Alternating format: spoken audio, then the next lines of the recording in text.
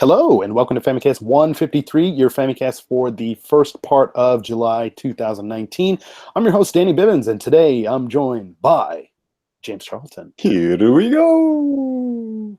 Right? Yes, David. We're also close to... Anyways, also joined by, not David, but Ty. Embrace death. Why did I just send my mother to Atlanta? Also joined by Sarah Slaney. I got that reference. Thank you. James, I'm ashamed. How do you not know that one? No one now. It's that movie that that they made a national holiday after. Die Hard. Yep, nailed it. Yeah, Christmas. Christmas. Perfect. So yes, obviously there are a bunch of big games that came out from the last time we recorded an episode and now. So we're going to talk all about that stuff. Yeah, a little bit of news in there too. And yeah, let's just go ahead and get right into it. And James. Happy Mario month, everybody. Yeah. So, last month was a special month, actually, because I was just thinking about it. Me and Ty got sequels to games that we thought maybe would never get sequels. And, we're very, very happy about that they did get sequels. Mario Maker and that dancing game that no one likes. What's it called? It's Quake. a fun time. Right. Quake.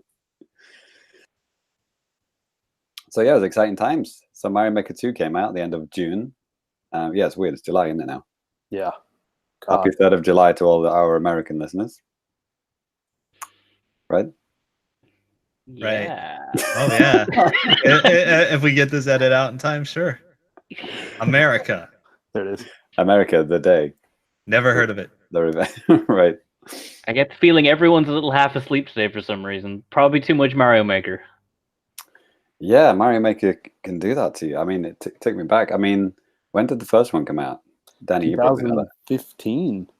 Wow. So, yeah. So, like, obviously, I only had one child at that point, and that child was, is quite young. So I don't know. I felt like I had more free time then.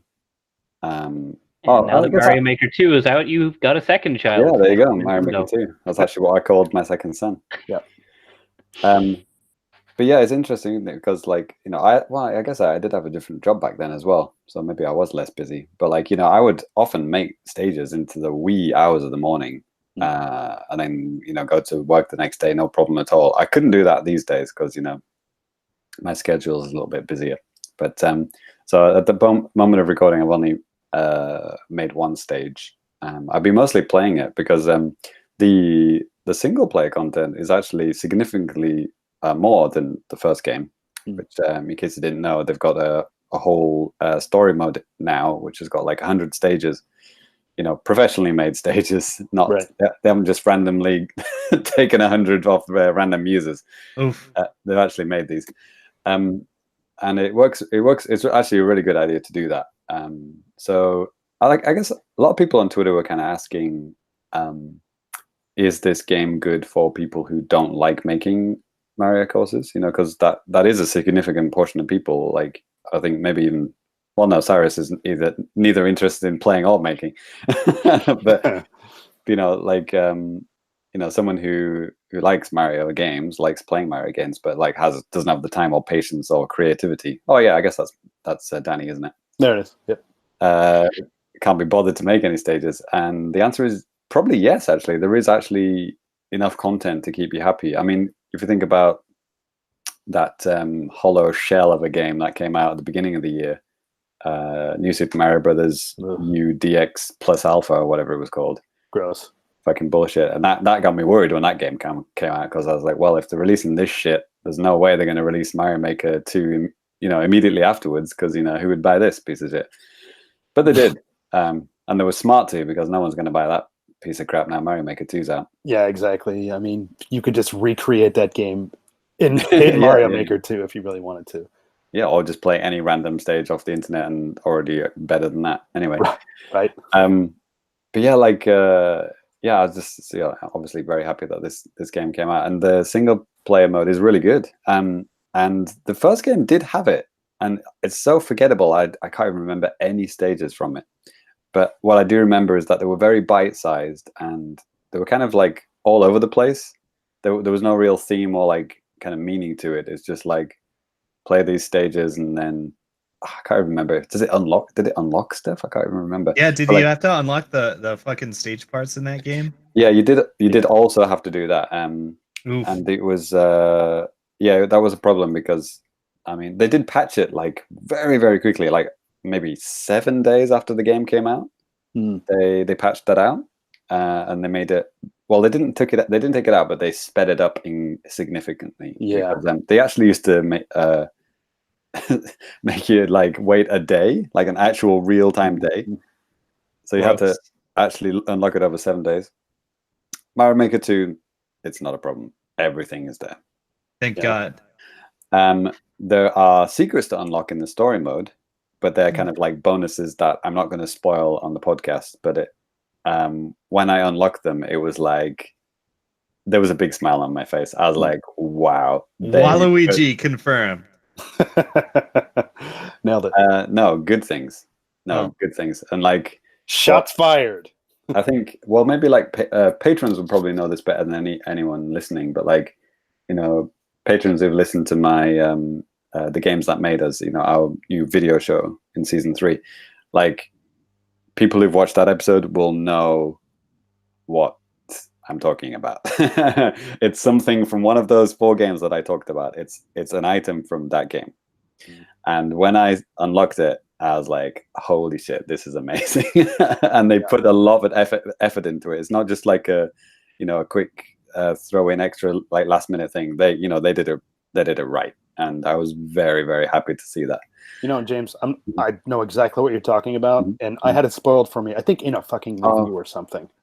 Oh, really? Oh, that's maybe. No, you shouldn't put that in a video review. That's maybe. I hope it was just something on Twitter that I saw, but let's just pretend that it was a review so we can be more egregious. So I think when we first saw the story mode, we were kind of like theorizing, is it like really like a 3D environment that you're moving around? And the answer is yes. Actually, it actually moves and handles kind of like 3D World did. It's kind of like D-pad movement, but you're moving in 3D.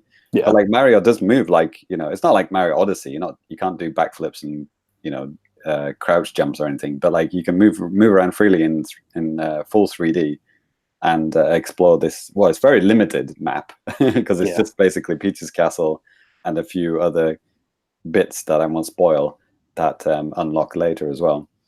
But basically, this Toad gives you a list of levels to play, and they're all kind of related to, dedicated to parts of the level creators. So like things like like the claws and stuff. So there'll be a level like all based around using the claws, and but it's not only that, but it's like they'll use that a bunch of times because there's multiple ways that you can use the claws. I'll use the claws as an example because that doesn't spoil anything. So like claws, you can actually jump into them and then it'll grab onto you and then you can swing. So you can it almost creates like a vine mechanism, almost like like a Donkey Kong Country kind of swinging mechanism. Which well, I guess the vines did come into the later Mario games, didn't it? Like Mario Brothers U, they had vines and stuff that you could swing on, right? But did they? Okay. But definitely wasn't in 1 or 3, right? But now you've got these swingable things in the first 1 to 3. So you can do that, but also you can have the claws grab items, and the claws open up when you go near to them. So it's kind of like proximity based. So if you jump up, then the claws will open and it'll drop the item. And then, so one of the stages that you play is the claws are kind of high above you. You can't reach them. They're kind of like, there's a course between you and the claws. And the stage that you have to do basically involves making the claws pick up an item and then jumping near to it so that the claw opens and it drops onto like a spring or like a question block item. And then that will bounce the item down to the bit where you are. So you can actually, the physics that how this comes into play in the stage is just like, wow, okay, this opens up a whole new bunch of things. And that's just one item that I just mentioned. Hmm. You know, so imagine this across all the items. You know, pretty much all the items have, you know, multiple uses and stuff, and they're a lot easier to access as well. You know, in the maker mode, you can just now just touch it, and you're immediately given all versions of that item. You know, they're not like hidden anymore. So like, yeah, going through this story mode, you immediately start getting inspiration, you know, because not only you're playing Mario Brothers 1 stages, and then you go into a Mario Brothers 3 stage and a U stage, and then the new 3D world stages as well. And you just get to immediately see like how different they are. But also all through the different course themes as well, you know, got like the brand new desert themes and the snow themes and the sky themes. Like the sky is actually a pretty big deal. Like, ground is not ground, it's vine, like the green like, you know, Jack and the Beanstalk style vines that you put down. So like sky stages look visually completely different, and that's available in all of the themes. It's kind of amazing, and you've got brand new music related to that, because there's no sky theme in Mario Brothers like 1 and 3, right? But 3, yes. Okay, maybe that's a bad example. The desert, there's no desert in 1, right? Yeah. That's cool how they added a new WAV file and a JPEG to the game. That's quite a harsh way of describing Koji Kondo's work. Lemonade in the chat also said, he said, I learned in Mario Maker 1 that I never need to buy Mario Maker 2. Yeah, Mario Maker 1 could last you a good while, and the online is free. Yeah. So yeah, if you're happy playing Mario Maker 1, yeah. Probably free of players at this point too on the Wii U. Yeah. Maybe you've played every single stage that's ever been uploaded. All infinity of them. Yeah. So yeah, the 3D world, which is the new thing to Mario Maker 2, right? I got to admit, I was a little bit kind of apprehensive. I was like, well, is it that different from U? It's just like a different looking 3D. No, it is vastly different, because this is more like a 3D Mario, because you've now got things like long jumps, like, you know, like Super Mario 64 style long jumps, you know, like, you know, wahoo, you know.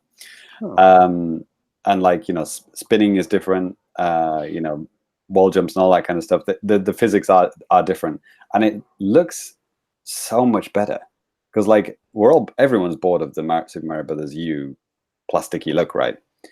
3D world is not like that. 3D world is proper 3D, like polygonal 3D, and the stages themselves, you know, like they have depth to them. They go into the background, you know.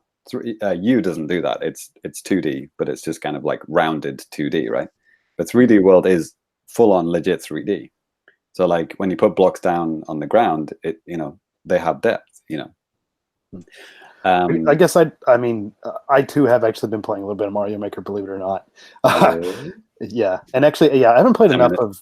Right, I haven't played enough of the 3D World stuff, or the, you know, the Wii U, or whatever the hell you want to say, new Super Mario Brothers theme. I mean, really, dude, like from the outside, it really does look like, oh my god, they're basically the same thing, except for you can have clear pipes in one and not the other. Yeah, and the enemies are all different. It is vastly different. Like I don't think, apart from Goombas and Koopa Troopers, all the enemies are different. Okay. It doesn't have slopes, which is weird. Huh. 3D World is the only one that doesn't have slopes, but they've got, you know, other items, you know, like clear pipes and spike blocks and stuff like that, and the music time blocks, you know, the ding, you know, and then they changed to other one. That's only in 3D World. And also all the backgrounds are different. They've got like a kind of like a toy themed kind of one, like it looks like you know, the colorful blocks that you put down. They're visually completely different.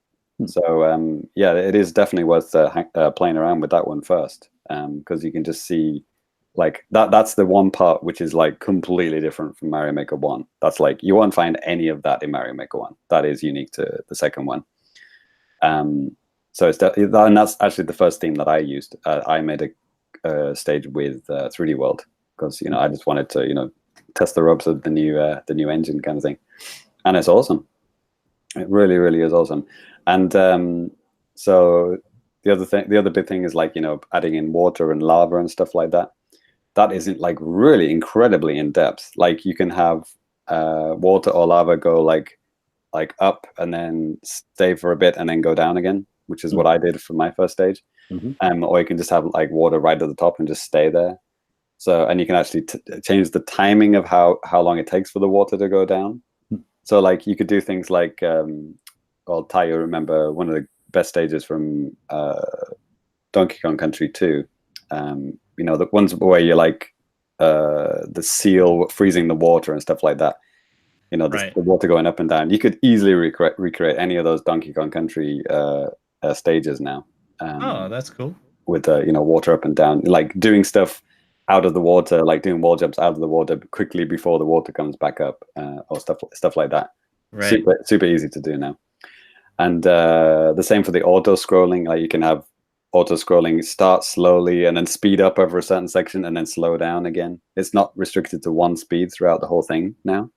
So you can have, you know, like a really difficult bit and then like speed up the, you know, the auto scroll and then, you know, slow back down and things like that. You can have the course moving up and down as well. So you can like have, you can recreate those like sky stages where, you know, you're kind of going up into the sky and like bouncing on flying enemies and stuff like that. All of those kind of stuff was super easy to do. Now, you know, you've seen them in a couple of stages in actual, you know, legit, you know, Mario games in the past. And now you can exactly. I'm thinking of like Skyworld in Mario 3. There's a stage like that with those guys with like the little that like have a black head and have like little flame tail and they shoot out fireballs. Same thing, because like you're going up and then you're going down, like stuff like that, and it's really cool, and that's great that you can actually do that now yourself. Yeah, because there are a bunch of unique stages in past Mario games where you haven't been able to recreate them in Mario Maker because you just didn't have the tool set. But I think what Nintendo have done with the sequel is like, no, every single stage from any Mario game in the past, we've given you every single tool this time. There is no Mario stage you cannot recreate now. Like, we've got literally everything. Yeah, I even saw some pretty clever use of the auto scroll where they're recreating like Super Mario Run levels from the yeah. So they put them at the speed so you can't stop moving or you'll die. So it's like basically an auto runner level. Yeah, basically, yeah. That's pretty clever. And another thing that shouldn't be kind of ignored is how many extra music tracks they've added. I mean, not only like the Koji Kondo is obviously he's gone back and he's made all the new songs for Mario Brothers 1, 3, and U, that, you know, for themes that didn't exist, you know, he's done that. But also they've added, you know, I forgot what they call them now, like gizmos, I think they call them, where you can add in like a overlay. So like when you walk past something, it'll initiate some music. Like in the first game, they had it like it would be the like the boss theme. So you could like create a boss room, and like when you could start like when you walk past something, you go and start the boss theme, right? Like a Bowser fight or something like that. I think they had like maybe like 3 or 4 in the first one. There is a ridiculous amount in Mario Maker 2. Like, I lost count. There's probably over 30, maybe 40 of these, possibly more. I mean, you've got that like Takamaru's castle and stuff like that, but you've also got like pretty much every Mario theme. You've got Mario 64, like the slide theme song. Oh, nice. You've got Mario Sunshine music in here. Your favorite game? Yeah, like the GameCube logo comes up.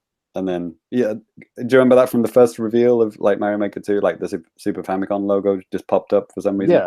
Yeah. That was to initiate some like Mario Kart music, stuff like that. Wow. Okay. So they got tons of stuff like that, like like Mario Sunshine, Mario 64, Mario 64, like a whole bunch of stuff like that. So just having things like that, you know, immediately you think. You can use that to your advantage. Like if you want to recreate like a 64 stage, actually TYP, Michael Cole on NWR, friend of the show, he remade Mario 64's like the penguin slide stage from Mario 64, and it had the actual genuine music in it. So immediately you just get it. You're like, okay, yep, this is that stage. I get it now because the music's playing. It looks like that, and it's like boom, you're immediately there. So things like that kind of add to things where you want to recreate a certain feeling or whatever are a lot easier to do. You got more themes, you got more songs, and more blocks and more things to do with it. So I don't think there's anything you could not recreate now, or at least make a 2D version of it if it's like a 3D game, stuff like that. Mario is missing. Yeah, go at it. There's lots of spooky atmosphere sounds as well. So if you want to make like a scary ghost house kind of thing, it's got a ghost house theme anyway. And then the one thing that you do have to unlock is the Knights themes. And it's not very hard. You put an angry sun in your stage, and then you touch the angry sun, and then it changes to the moon, and then that's it. You've unlocked all the night stages. I don't know, man. That sounds pretty tough. Literally all of 3 seconds to do that. Yeah, don't have the time. I guess they just wanted to kind of like discover it naturally. It's like, well, I got the sun. Can I have the moon? And then you can. And if you pick up the moon in the stage, it immediately kills all enemies on screen. Okay. Oh, right. Yeah. And gives you, I don't know, maybe it gives you an extra life or something like that. So I earlier this evening, actually, I played somebody made a Castlevania stage. Somebody actually Time My latest one. They basically recreated the first stage of Castlevania in Mario Maker, using all the kind of spooky sounds and stuff like that. And it starts with like a massive thwomp in the doorway, to kind of recreate the portcullis kind of thing. Right. And then you touch the moon, and then it kind of goes dark, and then the spooky thing appears, and then the thwomp just disappears because that it kind of eradicates the thwomp, and then you can go into the Dracula's castle, so to speak. And then he'd recreate all the chandeliers using like flames and stuff like that, and all the Castlevania style steps and everything. It was really, really good, ingenious. So which I guess would lead on to the one thing that they took out, which I guess we've already mentioned it, is amiibos. Amiibo functionality does not exist. Well, this bad boy used to activate like a massive Mario sprite. Yeah, they do have that in, but it's not activated with amiibo. It's just it's just in there. So they haven't. I feel Nintendo are going that way, where they're just kind of releasing amiibo out of habit at this point, not for actual gameplay purposes. Yeah. Yeah, I mean, they were kind of going a bit out of control with the amiibo functionality in the first one. I think literally everything was compatible with Mario Maker 1. Yes. Like even the amiibo cards, like the Animal Crossing cards were. Like, yeah. Even, I think the Monster Hunter Stories ones weren't. Yeah. Oh, okay, yeah. Maybe that was released way after the game, wasn't it? Yeah. Yeah, like, we're talking like a handful that weren't. Yeah, there was a limited pool, but yeah. Yeah. I think it was the point when they started adding like Splatoon ones. I'm like, holy shit! Like, we can now play as like all the Splatoon characters in Mario Maker. They've really just added everything. And then they started doing like downloaded ones, like used to play these event stages, and you can play as like Areno from like Game Center CX, stuff like that. There was another weird one too. Like there's a comic. It's called Super Mario King. Kind of like very unique style, and I think they made him in there too. Yeah, holy crap! I forgot all about that stuff, man. Super Mario me too. Kun. It's all coming back now. Yeah, Super Mario Kun was in there. Like Hello Kitty was in there. What about what is it? Dear Daniel. Dear Daniel. Yeah, I think there were two. Shaun the Sheep. Was in there. You can play as fucking Shaun the Sheep. Bring him back, time in with that new Shaun the Sheep movie. Yeah, came out just in time for Mario Maker. There you go. Nailed it. So yeah, I guess also event stages are no longer in there. But I could see that easily coming back because that was such a no-brainer. Because people would like third parties would just like randomly doing tie-ins with Mario Maker. Like Mercedes and Mario Maker. Yeah. Hello Kitty and Mario Maker, everything was being added in. I could see that making a comeback somehow. So that was actually one thing I was going to ask you is that so the current Nintendo climate, they tend to release a game and then just keep releasing stuff for it, like adding more and more things. Do you think they'll do something like that with Mario Maker? Absolutely. I mean, there's so much more that they can add. I mean, they've already mentioned, co-op friend matches coming in, but things like event matches, like tournaments or something like that.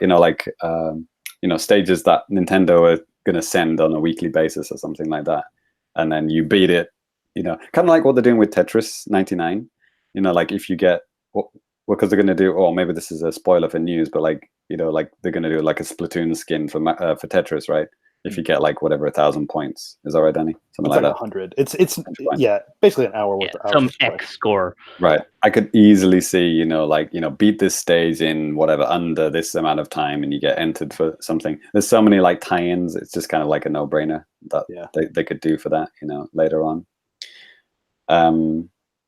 There's probably a bunch of stuff with online. I mean, we might as well talk about online at this point. But it was funny because like the first 2 days I had it, I played a whole bunch of online matches. Like I was playing like co-op and cooperative and competitive, which is how they separate it. And so cooperative, obviously, you can still kill each other, but like when you die, you can be spawned near the group, or you can be spawned at the beginning of the stage. And like competitive, obviously, trying to kill each other and you're not helping each other. And the bad thing about both of those is that you can play any stage in 4-player online. It'll take any level from the pool of stages, no matter what they're tagged with. I'm not sure if it discounts certain tags like auto-scrolling ones or like whatever, but I know there are some stages which are not designed for 4 players, and it quickly becomes obvious. Like for example, I was on this stage where a couple of people went through the pipe ahead of me. I was like maybe third through the pipe, and the people ahead of me jumped on a moving platform which was taken as across poison. And this was a co-op one. We were supposed to be working together, and it's like, well, they've gone on the thing that I was supposed to ride on to get to the other part of the stage, So I'm just like standing there with the pipe behind me, like, guys, like, what am I supposed to do here? So and you're just emoting that to him because there's no voice chat. Yeah, exactly. Yeah. So all you can do is like kill yourself and then spawn near them, right? Just kill yourself. Yeah. But in competitive, that you can't do that, because like if in competitive, I'm not sure. Like if you die, I couldn't really see. I was sometimes spawning near them, but sometimes not. I couldn't really work it out. But like it was less forgiving with like letting you spawn near the group. So you did have to sometimes wait for everyone to die before you could actually progress in the stage and stuff like that. So yeah, maybe they need to work out like tagging a little bit better for that, because they do force you to tag your stage now, which they didn't do with the first Mario Maker. So when you make it, immediately says choose 2 tags that describe this stage, and it'll give you a list of like 12. So you have to choose it before you can before you can upload the stage. So yeah, and another thing, like they patched in a lot of cool stuff with Mario Maker 1 in terms of like they made that website called Super Mario Maker Booklet or Bookmarks or something like that, which is a really good website, and you could search for stuff, and you could do rankings, and you could bookmark stuff. Even on your smartphone, you could like browse stages and then hit the bookmark button, and that would be, when you loaded up the game, it would be in a playlist.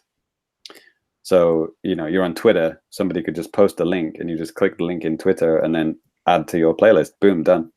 That is not in Mario Maker 2. Yeah. It's obviously a lot easier to tweet out stuff on the Switch, because it's just like it's built into the system now. But like not having that shareable link is kind of baffling to me. It's like, you did this, you solved this problem beautifully with the first game. Yeah. Why would you not just add that to the sequel? That it kind of boggles the mind. It's so stupid too. I mean, think about the Nintendo Switch online app on the phone. Oh, I mean, yeah, actually, yeah. I mean, the last one was like, web-based type of thing, but they actually have an application where they could do this type of stuff. Yeah, you've just reminded me. Yeah, I think that is going to be the solution, Danny. And going back to the question of what are they going to patch in, I think when that app goes live, I'm pretty sure, 90% sure they're going to add Mario Maker to that, right? It would make sense, right? I don't know. They should have added a lot more games than just Splatoon 2 and Smash. Yeah, I think it absolutely will be added, and that's when the bookmarking stuff will appear, because you're obviously going to be able to browse stages on this app, right? Yeah, and then just have a button to like download or send to Switch or whatever, right? It has to be on it, because like Smash kind of does that now, right? You can download stuff to Smash now, so okay. I would just imagine a very similar thing. Yeah, haven't tried it. Sure. Yes, I think that's the case. So yeah, a lot of people tweeting out, codes, and we've started a new video series on our YouTube channel called Mario Maker Minute, and people are just tweeting codes at me, and then I'm going to be playing them. I've already started, like we've got 5 episodes in at the time of recording, and I had to punch in the numbers manually, which I can do with my amazing Mario Maker stylus, available now in every country in the world except America. Good.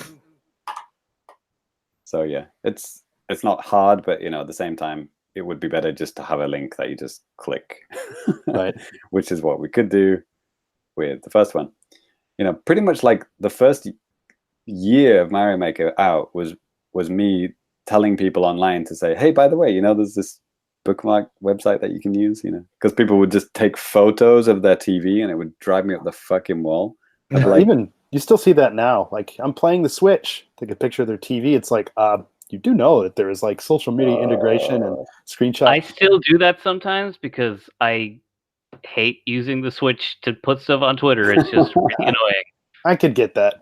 But well, yeah, it takes 2.5 seconds on your phone, and it takes Yeah, 8 seconds like on the Switch. 8 I want minutes. to take a screenshot and just send it to one of my friends by direct message. I have to post it on Twitter, then quickly save it on my phone, delete the post on Twitter, and then send it by instant message. Yeah, that's why do they want to share these pictures publicly? Are these sexy pictures? Say I want to show one of you something in in the Famicast, and I don't want to just publicly show everyone on my feed. That's the fucking annoying workaround I have to do. It's actually, just as a side note, I mean, it's kind of weird. Think about this. Whenever Miiverse was a thing, you can actually save screenshots to the Miiverse. It's only like 100 or something like that, but they would be there on the internet, and then you could go to Miiverse and then right click and save it or whatever, or do it from your phone. That was nice. I really don't understand why they don't have like cloud backups for like photos and stuff like that, screenshots for games. Right, because it's on the SD card, but taking the SD card out of the Switch, I mean, it's not the most elegant thing, is it? Yeah. Oh man, you reminded me of something, but then I've immediately forgotten it. Okay. Oh yeah, Miiverse. Yeah, Miiverse is in this game. It's Miiverse. They've added Miiverse to this game. What more can I say? You can draw freely. You can add stamps. You can do made kind of messages. When I first on the direct, I just kind of thought that it was only going to be those pre-done nice or that's tough and stuff like that, which they do have those, but like you do have the freehand option, and if you've got a stylus, available now in all countries except America, it's really easy to write messages, and I've been actually writing special messages. Any level that I'm using in my Mario Maker Minute video series, I'm kind of writing a handwritten note. This stage was used in Mario Maker Minute episode 3. So yeah, if you get that in your comments feed, it's because we used it. Thanks very much. Thanks for playing. And if you want me to write a message, then send the codes. I'll play them, even the bullshit ones. Oh man, some real doozies. A friend of the show, MBZ, made an absolute bastard of a stage, which took me like upwards of 25 minutes to beat. An absolute bastard, and I eventually beat it and edited the video down to 5 minutes, but still.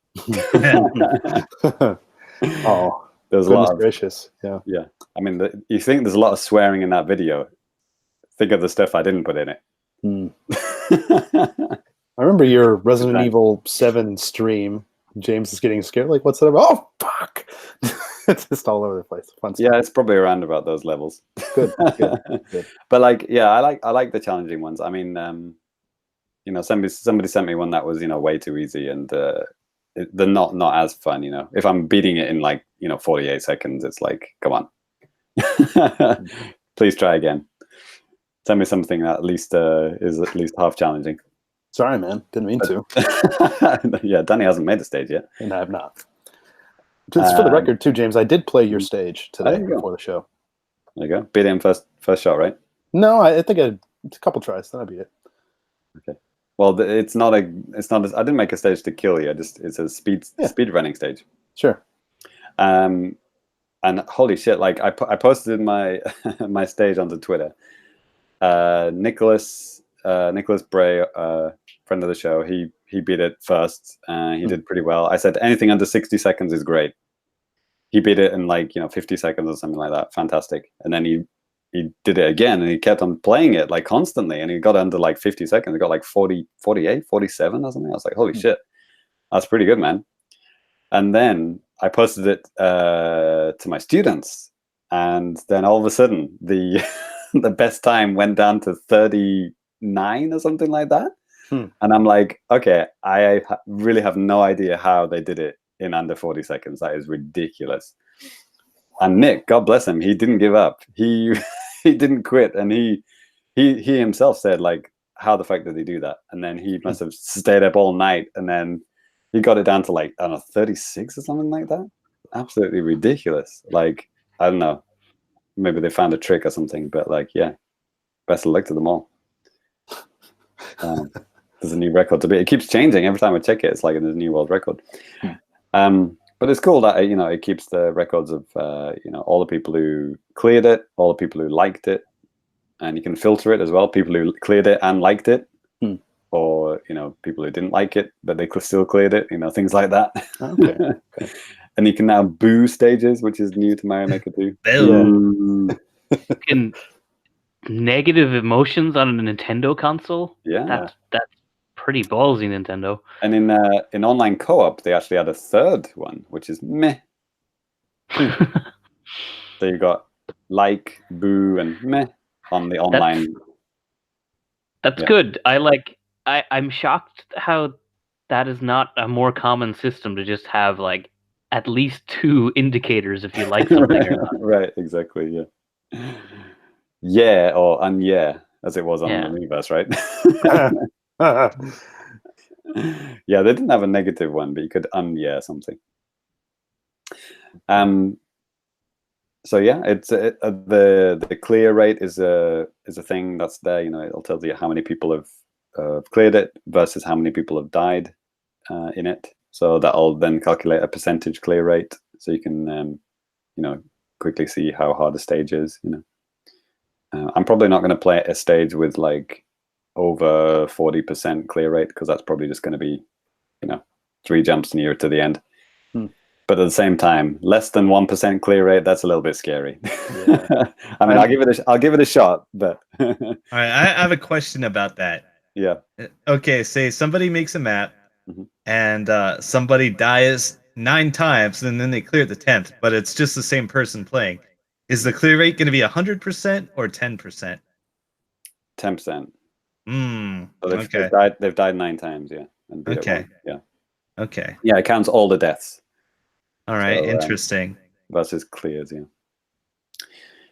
Yeah, and I don't know if you guys remember the Giant Bomb guys challenging each other. It was like Patrick Klepek and Dan Reichert. They were like making levels and challenging each other. And Patrick Klepek would like play Dan Reichert stages, and he would make the absolute most bastard stages you've ever seen, the most trolling-y, like worst stages ever. Like Dan Reichert, right? He was the one called the Reikening, and you know, he would like play it like pretty much every day for like weeks until he beat it. They've already restarted that rivalry, with Mario Maker 2, and it's fucking glorious. I'd love it if one of you guys would, if we meet at least 2 people on the Famicast could do that. I think that'd be pretty funny. I guess I'm up. I'm the only other person on the show that has a game. Yeah, that's a good point. Maybe I'll make some special stage for Danny, and then see if he can beat it. And call it something like Danny Bivens as a scrub. Beat on the first try too. Beat it on his first try, and then I'll rename it. That'd be good times. But yeah, listeners, please send in your codes, and I will give them a shot, and it'll be put into the new video series, Mario Maker Minute. It's good times. Is anyone any other questions, comments about Mario Maker 2? I think so. I really wanted to just get in and play more. Do the story mode. I think story mode's a good start. That's what I've been playing. Playing a little bit of that. And then today, your stage. It gets hard. It gets hard. It gets hard pretty quick. It's good. There's some really tough stages, like the I guess we didn't talk about the new the clear conditions. Which is obviously a big thing in Mario Maker 2. Which there were a few in the 3DS version. And I don't know if you remember, like whatever last year I said something like, would be cool if like these clear conditions were in the sequel, and they did, and they put more in. There's some really weird ones as well. Like there's clear conditions where you can't. It's not like you can't jump, but it's like your feet can't leave the ground. Yeah, I saw they were doing that on the Nintendo Championships, right? Or something. Yeah, or like no, you can leave the ground, but then your feet cannot retouch the ground. So you can bounce off stuff, you can bounce off enemies' heads, but you can't touch the ground. If you touch the ground, that's it. The stage is over. It doesn't end the stage, but it comes up with a message like, clear condition, like not met. Basically it forces you to restart. Like, it suggests that you restart. And what that does, if you don't meet the clear conditions, the end goal will go into like a dotted line. It'll just disappear. The end, the flag will not be there. So you have to obey that. But there's one in the single player mode where you start off on a really high place, and then you have to glide. It's the Super Mario World skin, and you start with the cape, and you have to just float down, avoiding all these spiky enemies.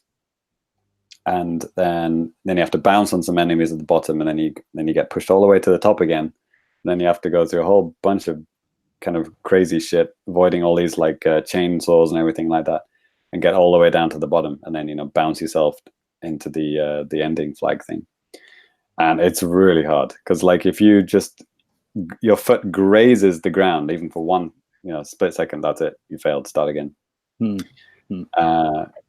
So yeah, a lot of people forced that into the first game by adding loads of like hidden blocks.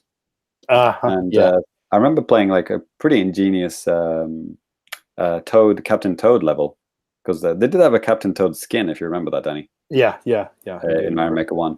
And somebody recreated a Mario Captain Toad thing, but what they did is just added thousands and thousands of hidden item blocks. So if you tried to jump, it would just go doom, and your head would hit an invisible block.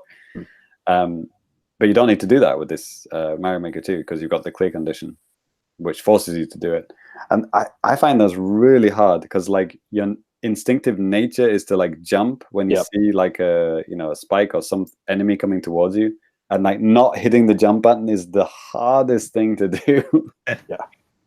You got your finger, because you have to run, but you can't jump. So you're holding Y, but like you kind of have to force your thumb not to come down when you see like a enemy coming up. So you kind of like dashing and avoiding and waiting, timing your runs to avoid stuff. And it's pretty crazy. That's quite early on in the single player mode as well. Okay. It's a pretty hard one. You might come across that soon, Danny. Yeah. The Ghost House stage. Okay. But other clear conditions like collect 6 red coins. You don't need to add a door. Like with the first game, usually when you put red coins down, it means you're collecting them to unlock a key to unlock a door to get to the exit, right? Right. And if you didn't do that, nobody would collect the red coins. If you could just like breeze past the red coins and go straight to the goal, people would do that, right? So yeah, you have to force them to collect the red coins, right? But you don't need to do that now. you can just set a condition: must collect 6 coins to clear stage, and you add that clear condition, and as before, the end goal will not be there unless they have 6 coins. So it just makes it really easy to make like a puzzle stage, or like an adventure stage, or like a Metroidvania style stage where you have to find items, so you can like hide stuff, in secret places, and like force people to explore an area. So it makes those kind of stages really easy to make now, because you can just set that clear condition and then just hide 5 red coins around the stage, and then you got a kind of adventure stage immediately. So it's a lot easier to do those kind of things. You can also do regular coins, like collect 100 yellow coins or whatever, things like that, whatever you want. There's a whole bunch of stuff that you can do, or kills whatever, three Goombas. Just like completely random things that you have to do. Yeah, I think that really adds a lot to the game and makes it fun to play, because when you get these random stages coming up in the endless mode, it's always more fun to have these kind of well, apart from this fucking can't leave the ground one, which I'm not a fan of, but all the other ones are quite they're quite fun. Like even things like killing 3 Goombas, you could hide the Goombas, right? Yeah. It's like, where's that Goomba? I've got to kill that motherfucker. Things like that, So yeah, good times. Enjoying it so far. Cool. It's kind of an understatement. It went to my most played game in June in 2 days. Yeah, I saw that. It wasn't even close. Yeah. And I played a lot of Gato Roboto. Mm-hmm. And a lot of /5 hours. Yeah, right. I played 5 hours in like a night for the Mario Maker 1. So yeah, I think this is spoiler alert to the Fammies 2019. It's probably going to be my number 1.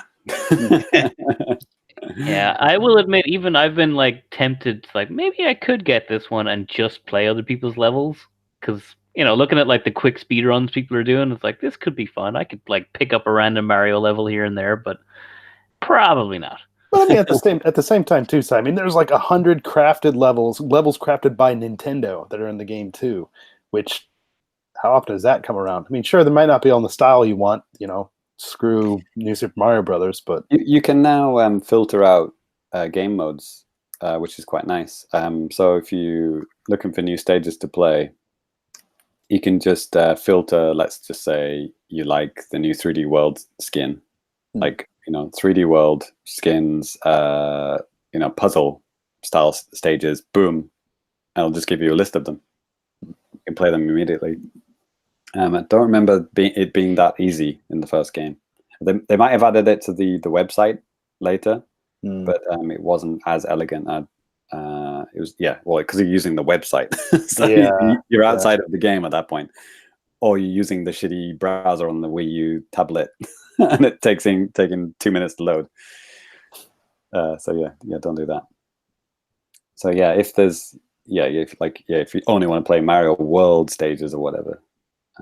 It's a very easy thing to do.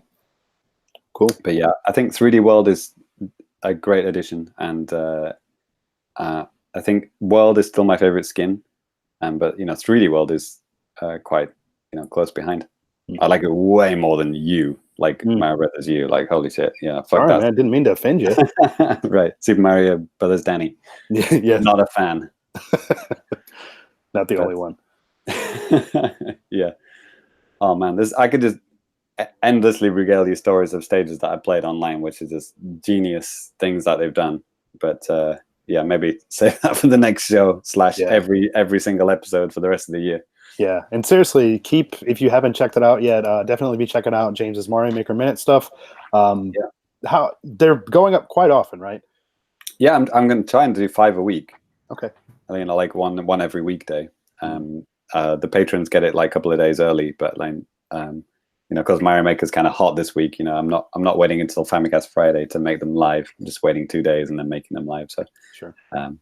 At the time of recording, patrons have access to all 5, but regular folk I think only have 2 at the moment. Okay. But yeah, I'm gonna keep it up because I don't know, it keeps me on my toes, and I like to be challenged, and I'm just waiting for the stage which I just can't beat. Right. It might happen. Cool. All right. Well, maybe we'll wrap up some Mario Maker talk there. Cyrus, I know you didn't have much to talk about, but like, what's going on, buddy? Yeah, I really haven't played any games this week at all. I'm moving house at the end of the week, so my world is all in boxes at the moment. So I'm playing Mario Maker for reals. Yeah, exactly. Jeez. All right. Yeah, so hopefully next week, because next week I'll finally be able to dig my Wii U out of storage and hook it up to a TV in the living room. Disney Infinity is back on the cards. Star Fox Zero, all the classics. Oh, now you're speaking my language. Oh man, I can't wait to hear about that. Zero? I didn't know you had Star Fox Zero. Yeah, that was. I went down to my new town, which is like middle of nowhere, countryside in Akka, Ireland, and of course a GameStop full of gems. So I got the copy of like three Star Fox euros or something. Yeah, it was €5. Brilliant. That's a better price. I paid full price for that game. I thought Guard was cool. I didn't really care for Zero. I've heard that from most people. Yeah, I played the demo of Guard, and that had a ton of content in the demo. Like literally 2-3 hours worth of content. Yeah. And after completing all the demo, I was like, "Yep, that's good enough for me." Yeah, I think for me, like I just eventually kind of lost interest, and then I started in Guard even, which I liked, but yeah, Zero, I just did not like that control system at all. But hey, yo, seriously, Ty or Sai, I'm curious to hear. Yeah, you too, Ty. Yeah, it'd be interesting to hear what you have to think about. Yeah, I'm very curious because I had kind of forgotten how terrible this control scheme was, and I saw the back of the box and went, "Oh yeah, this game." So I wasn't even going to go that far. I didn't want to step on anybody's toes, but we're all thinking it. But from the makers of Bayonetta, Star Fox Zero. I'm just like Starlink, Battle for Atlas got me in the mood for more Star Fox. So I'm like, Do you think this would benefit from a remake on Switch, like with actual controls? They should just, at this point, they should probably just redo it. Something just completely different, I'd say. Like, from what it sounds like, this game was okay. It just had a garbage control scheme. There you go. So we'll find out. Stay tuned. Next Famicast. Cyrus deep dive onto this game. / 35 minutes before he throws it in the trash. Yep. Or sells it at the same shop that he bought it from. Can't wait. For €3. Cool. All right. Well, thanks for that, Cyrus. Anytime. Yeah. It's Ty. What you been up to, dude? Oh man, I've been playing a lot of video games. Yeah, I saw. Buckle up, buckaroos. What? Take it away, Ty. Okay. Let's see. I got a game. James, is the embargo open on this? Can I talk about it? Give me 2 seconds. Okay. Talk about another game. All right. Okay, so let's see. I got Bloodstained, the Igarashi not Castlevania game. And you got it on the Switch too, right? No. Yeah. So it's good. It's fun. There's like a snafu with the release where the patch will rat fuck your save file. What does that even mean? Like it'll make the game like unfinishable. Okay. Because it might fuck up like some chests with critical items. Gotcha. So you got to make a new game or whatever. Okay. But I got it on Xbox One, and I think that's like the one console that doesn't have that problem. Okay. Maybe. I don't know. I have to go back and reread all these Kickstarter updates, but other than that, the game is great, and everyone should play it. Yeah, I was watching one of my favorite YouTubers, RGT85. He was checking out checking out Bloodstained, and he was like, "Hey, there's this. If you try, sometimes if you're going up in a stage, it changes like the screen or whatever, and if you don't go to like the left or to the right, you just fall right back down to the previous screen. And because on the Switch, there's like kind of minimal load times between each screen movement and stuff. So like you go up, It'd load for like 5 seconds, which is pretty atrocious for something like this. And then you wouldn't even realize you had to go left or right. You go back down, you come back up, and try to. Oh man! I mean, some of it maybe you could improve a little bit, but I mean, come on, guys! Super Metroid solved this problem because in Super Metroid, if you went through a door going upwards, it would kind of give you a little boost, and then the door would close behind you. Well, I mean, it's probably made because, like I said, I'm assuming like on Xbox and stuff like that, you probably don't really have any load times like this. I mean, it was bad. So the door doesn't like close automatically when you jump? No, it's not a door. It's just like an open space. Okay. Yeah, it's like a Mega Man stage where you just jump up into the next room kind of thing. Yeah. Gato Roboto did that as well. And there were times when you fell back down again, but that didn't load. It was instantaneous. It's actually like, from what I've read of this, I probably will play this at some point. That, like, joking about the Switch version, that the Switch version is apparently buggy as hell, like terrible. But it's like outsold the Xbox and PlayStation 4 copies like combined. So they said they're focusing like all their efforts on patching the fuck out of the Switch one now. The Famicast will have a review of the Switch version of Bloodstained, thanks to Michael, who bought the Switch version. And I talked to him today, actually, and he said that, the frame rate can get pretty choppy, maybe around about the 15 mark in some kind of very busy busy parts of the stage. Right. But, most of the game is at 30, and they said it looks all right. But, some parts of the stage not so good. Xbox wins again. Yeah, actually, Adam in the chat said Xbox One had, I don't know which bug he was talking about. This is maybe a few minutes ago, but he said, the 1.02 patch fixed it, and it loads on Switch. It's so bad. Load times on Switch so bad, I guess. I think there was a day one patch on Switch. I know that. Didn't matter. It was already made it worse. Right. So about how the game actually plays, I enjoyed it a lot. The first thing I tried to do was see if I could wave dash backwards really fast, and I can. Yep, that's a thing. By the way, as a side, there's a sit down session with one of the top Symphony of the Night speedrunners and Igarashi, and they went through some of the crazy bugs in Symphony of the Night. And there's still a few shades of that in Bloodstained. Like maybe you hear me talk about mobility options in video games sometimes, and Bloodstained has a lot of really great mobility options. Like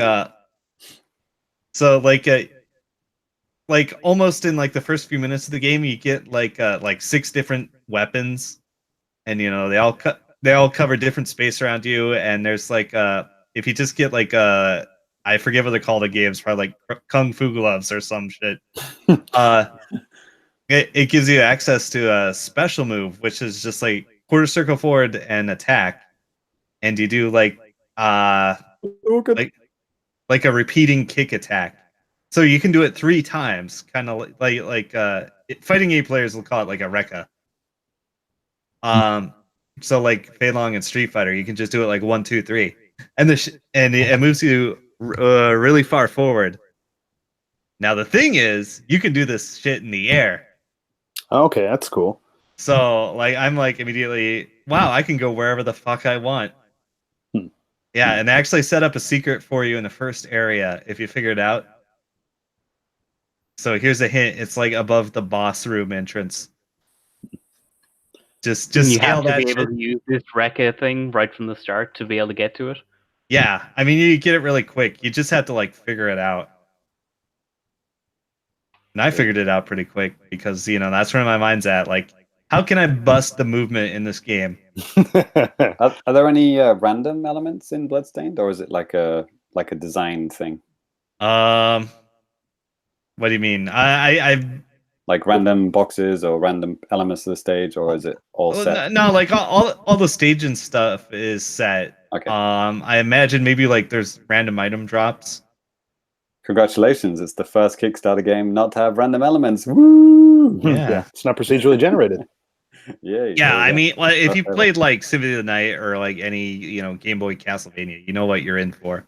Yeah, Both I mean, Shenmue classic 3 is actually procedurally generated. Didn't know if you guys knew that. right. Ooh, oh, Procedurally generated sailors. Can't right. wait. Different face every time. Perfect. All right. So it's cool and good, and I look forward to playing more of it very soon. And Ty, to answer your previous question, you are good to go on What? the Please leave. content embargo. Is Oh yeah, right. Okay, you so are good to launch. yeah, why the hell is there a content embargo on a game that came out like PC like 3 months ago? Dude, it's weird. I don't know why that happens sometimes. Because like maybe some of the companies are afraid because it's just going to be bad on the Switch or something. Who knows? Eh. Anyway, Well, okay, so anyway, we got a review code or a media code or whatever for this game called Irony Curtain. It's like so I went in totally blind. James like, hey, you want this review code? And I'm like, hell yeah, I love communism. Just like inject it right into my veins. Yeah, the description has like only Ty could handle this game. Yeah, I'm enjoying it, even though it's a sort of game I typically hate. I'm enjoying it so far. What Okay, kind of game is it?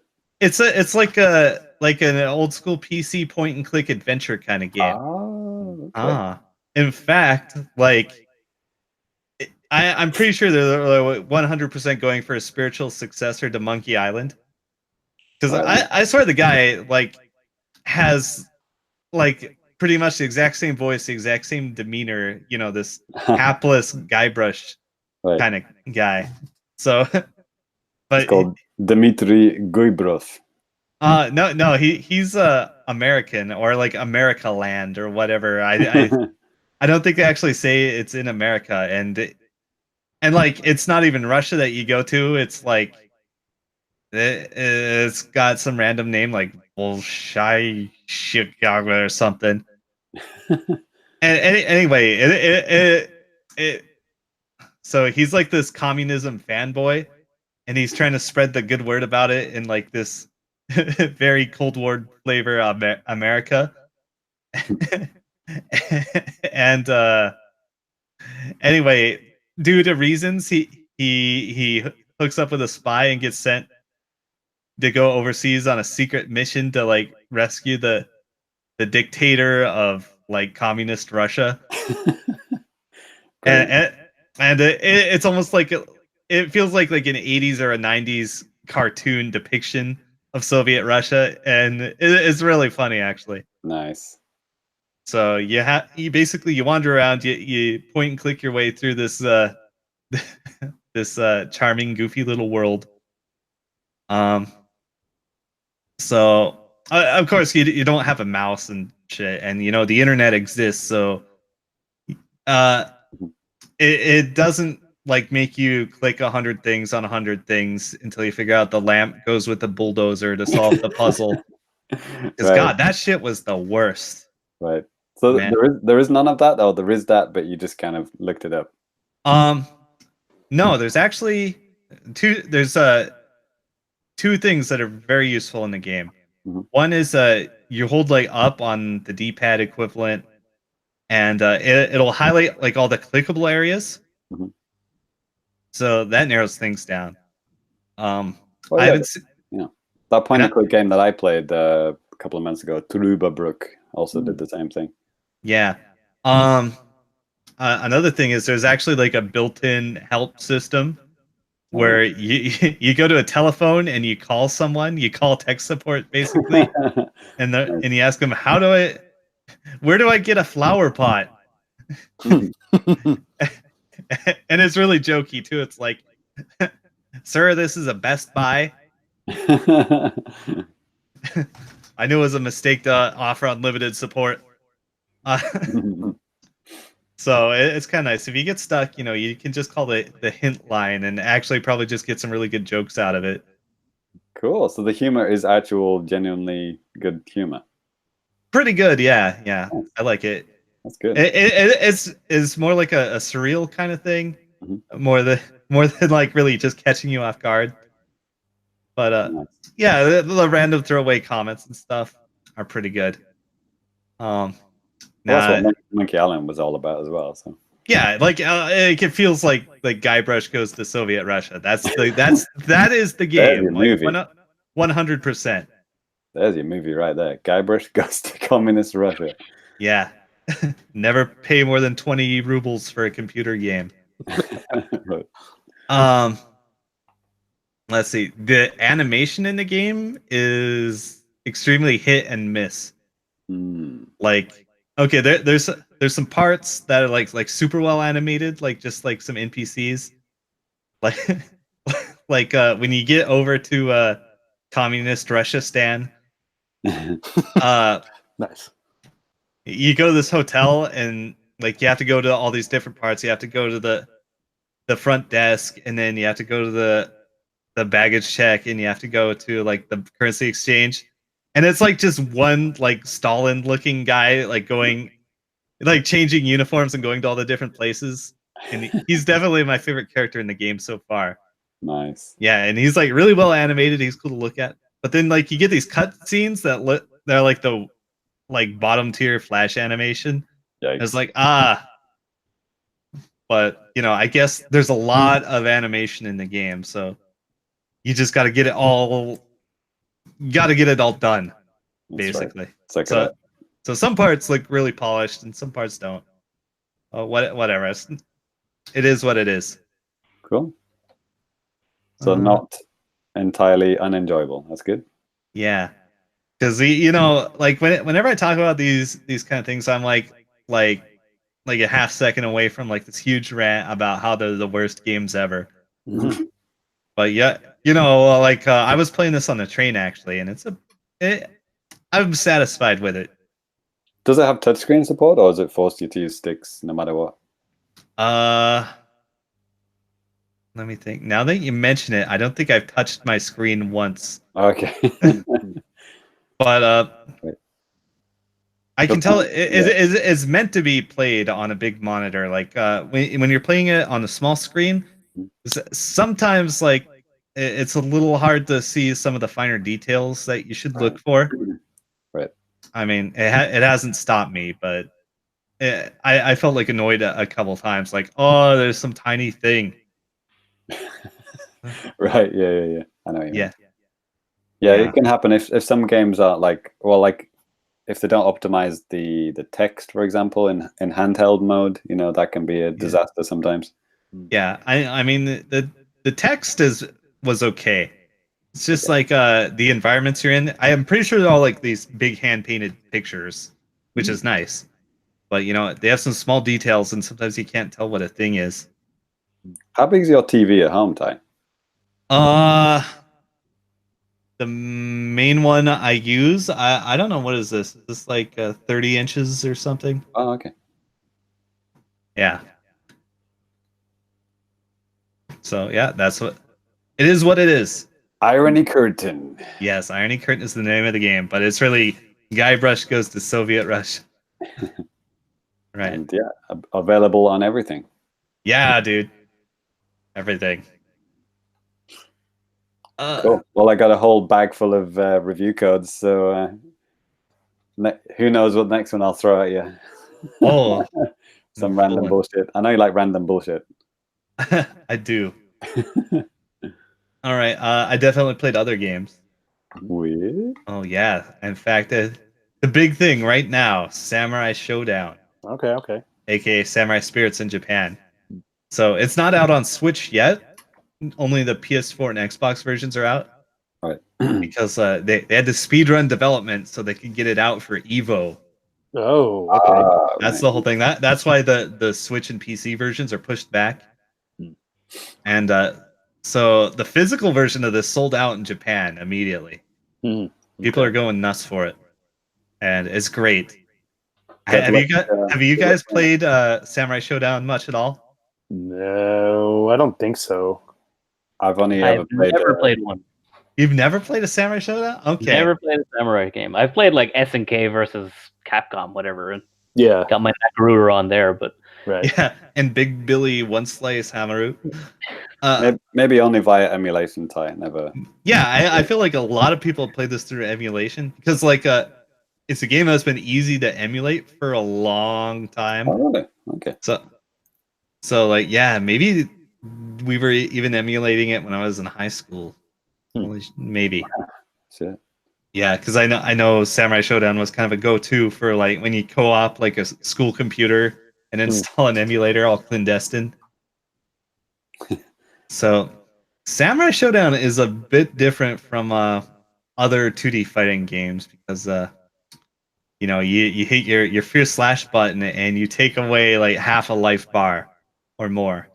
And it's got a very slow walk speed. Yeah.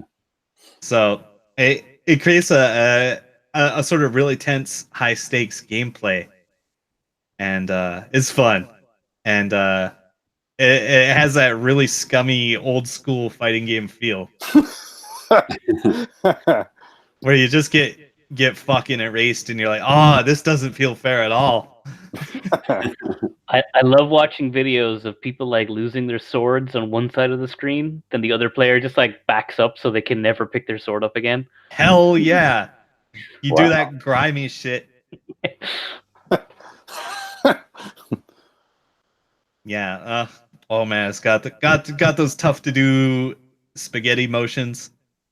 Not quite. Like everybody has a motion for the super special move, which is it's forward, then you roll back to forward in a half circle, and then you kick and fierce slash together.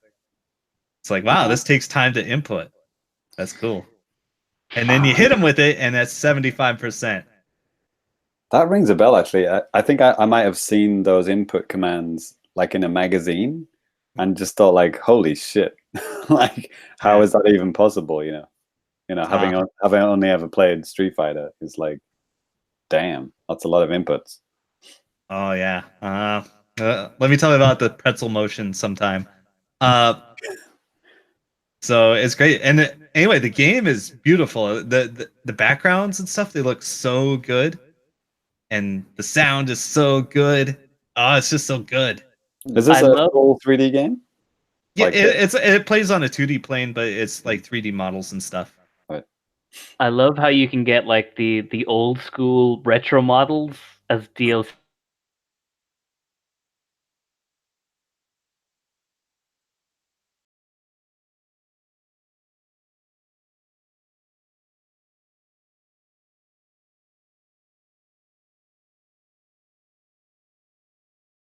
Like, I would recommend for you guys just to like watch some videos and listen to the music in this game, and I think you'll be impressed. It's really nice. And there are a lot of characters, and they're all great.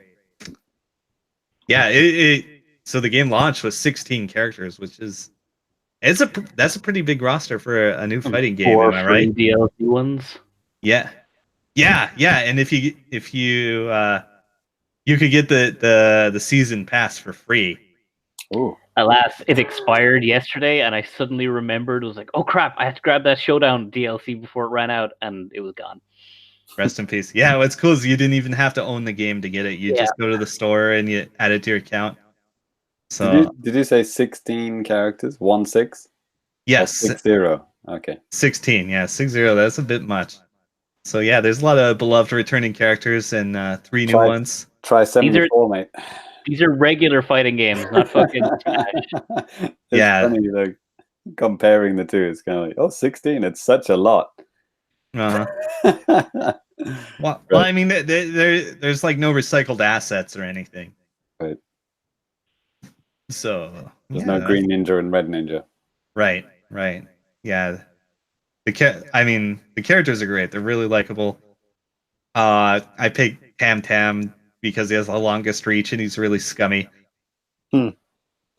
Adam in the chat also says, "Hey, it looks beautiful." Yeah. Yeah. Is that the game with the girl was a red costume and she's got giant boobs? Or is that a different game? No, much, but that's King of Fighters. Yeah, same company. Same thing, innit? Yeah, SNK. By the way, I found out what SNK stands for.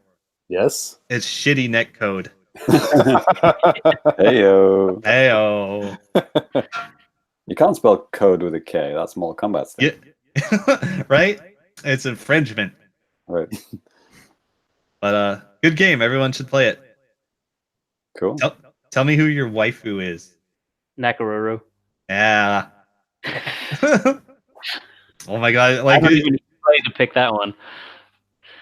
well, my waifu is Charlotte, but you know, we got that new pirate chick. She's pretty awesome. She can take away 75% of your life with no meter. Just her boobs. Right? No. She has this move where, okay, in the game, you can disarm someone. You can, but you just knock away their sword. And there's a couple ways to do it. And also, you can like manually like drop your sword, just like stick it in the ground. Oh, nice. And so this new character, her name is Darly Dagger. So if she doesn't have a sword, she can do like this huge fucking haymaker punch, where it has It's not like a 74 frame startup or something. yeah. It's she just kind of walks forward like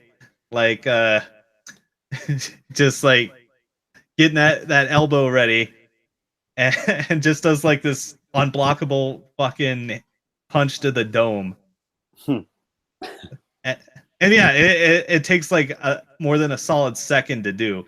So like, if you get hit by it, you're a dumbass. It's like Falcon Punch or Ganondorf's punch. Like Yeah. when you get hit by it, you goddamn know you got hit by it. Yeah, like times like 3 or 4. That's what it feels like. And oh man, so you can have a lot of fun if you pick her and just make that like the goal of the game, just to hit somebody with that. There's a lot of fun to be had. So check it out. Good game. Objective complete. Yeah. Let's see. I scribbled down one more thing. Oh yeah, so I went to a little get together over the weekend where me and A bunch of my students play this game quite a lot. Oh, it's a laugh riot. It's kind of like a little mini bloodthirsty Mario Maker, or like competitive Super Meat Boy. Nice. Right? So you have 4 players. They play these cute animals 2D game, and you just get to the exit, and like every round you can put like some obstacle in the stage. And it gets as really funny and brutal as you would expect. Oh, so like you keep making the stage more and more difficult for each other? Yes, absolutely. Like so maybe when you start, maybe you just want to put in some things so you can clear the gaps and get through the stage. And then like I imagine if you have like a lead, like you get some points if you clear it. If you get a lead, you want to make it harder for anybody to get through. Or how do you do that? Every round you get like one obstacle, and you like just paste it somewhere in the stage. There's like a little construction phase for like 30 seconds or whatever. But you can see what everyone's doing. Yeah. Okay. Yeah, because you just play with a standard controller and you can see all the cursors on screen. Yeah. That's cool. And yeah, I think if you like Mario Maker and Super Meat Boy, you definitely love this game. Yeah. The obstacles are very Meat Boy-esque, like like saw blades and wrecking balls and glue and ice and all these moving platforms and shit. So the reason I know about this game is that, like I said, a bunch of my students play it, and they wanted to stream it, but one of the guy who was kind of in charge of the group, he was like worried that they were going to get like a takedown notice or something like that. So I helped him construct an email in English, writing to the developers to ask for permission to like use Ultimate Chicken Horse as like one of their streams, because he didn't really know how to write like a polite email. Get taken down for what? Yeah. Well, he just been like super cautious. Japanese people are like the opposite of Chinese people when it comes to copyright infringement. They're like super like cautious about it. Like the last thing they want to do is like do copyright infringement. Yeah. Anyway, they wrote back and they said sure. Yeah, I seem to remember a game saying you should stream this as much as you could possibly Oh stand. yeah. I What think game was it? Overcooked said that. Yeah, probably. I feel like it was like this or Overcooked or Yeah, Overcooked definitely did it. yeah. Because I played that. But the thing about Overcooked was it says that, and then I uploaded the stream, and then we got like hit with a copyright, not copyright. What do you call it? Like a content warning thing. Yeah. Because like the music, one of the music tracks, and I was like, "What the fuck? Why are you telling me to like stream it as much as I want and then fucking pull it down?" Weird. Okay. That was weird. Like I think one of the songs that they use is like a generic song, but it's actually, you know, one of those like classical songs, like a Mozart or something like that. And then it wasn't the game makers doing it; it was like whatever fucking Mozart or whatever, probably Mozart's sister or something. Bob Mozart who did it. Yeah. Yeah, but like this recording is like our recording, even though it's a public domain. Yeah. Thing. Exactly. I think they assumed it was public domain, but it turned out it wasn't. Something like that. Yeah. Or you know, the YouTube copyright sniffer just kind of sucks. Yeah, could be. That's true. All right, good luck trying to get any Japanese game on YouTube, right, Danny? Yeah, right. Jeez. Hey, good work. So yeah, those are I think the main games I played that are of interest to Switch owners. I played some other random stuff. I like played some random game I got for like $2, and it opened up with like a. I swear to God, it was like this white supremacist screed or something.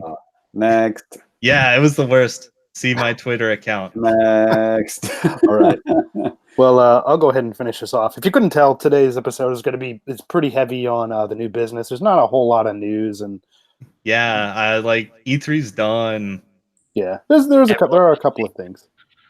But before we get to that, I've been playing some new games that. Next. All right. Well, that's going to do it for new business. Video games. Yeah. No. Oh, and tell us about Yokai Watch 4. That's our bread and butter, dog. Yeah, not really, but it was. Rip in peace. People love it. Actually, you know, I mean, yes, it was. That's true. But I was actually genuinely interested in the game. I thought it looked cooler and better than Pokemon, what they've done on the Switch. So I thought, hey, what the heck? Let's just try to give this a shot and see how it goes. Unfortunately, I haven't got to put as much time into it as I would have liked. You know, being an RPG, it's just the way she goes sometimes, right? But I did play for all of about 2 hours so far.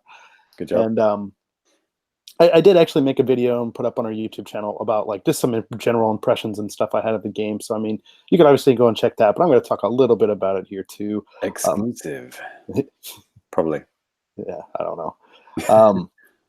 Yes, I mean, it's the way they have the game set up in terms of like combat is a little bit different from what they've had in previous Yokai Watch games.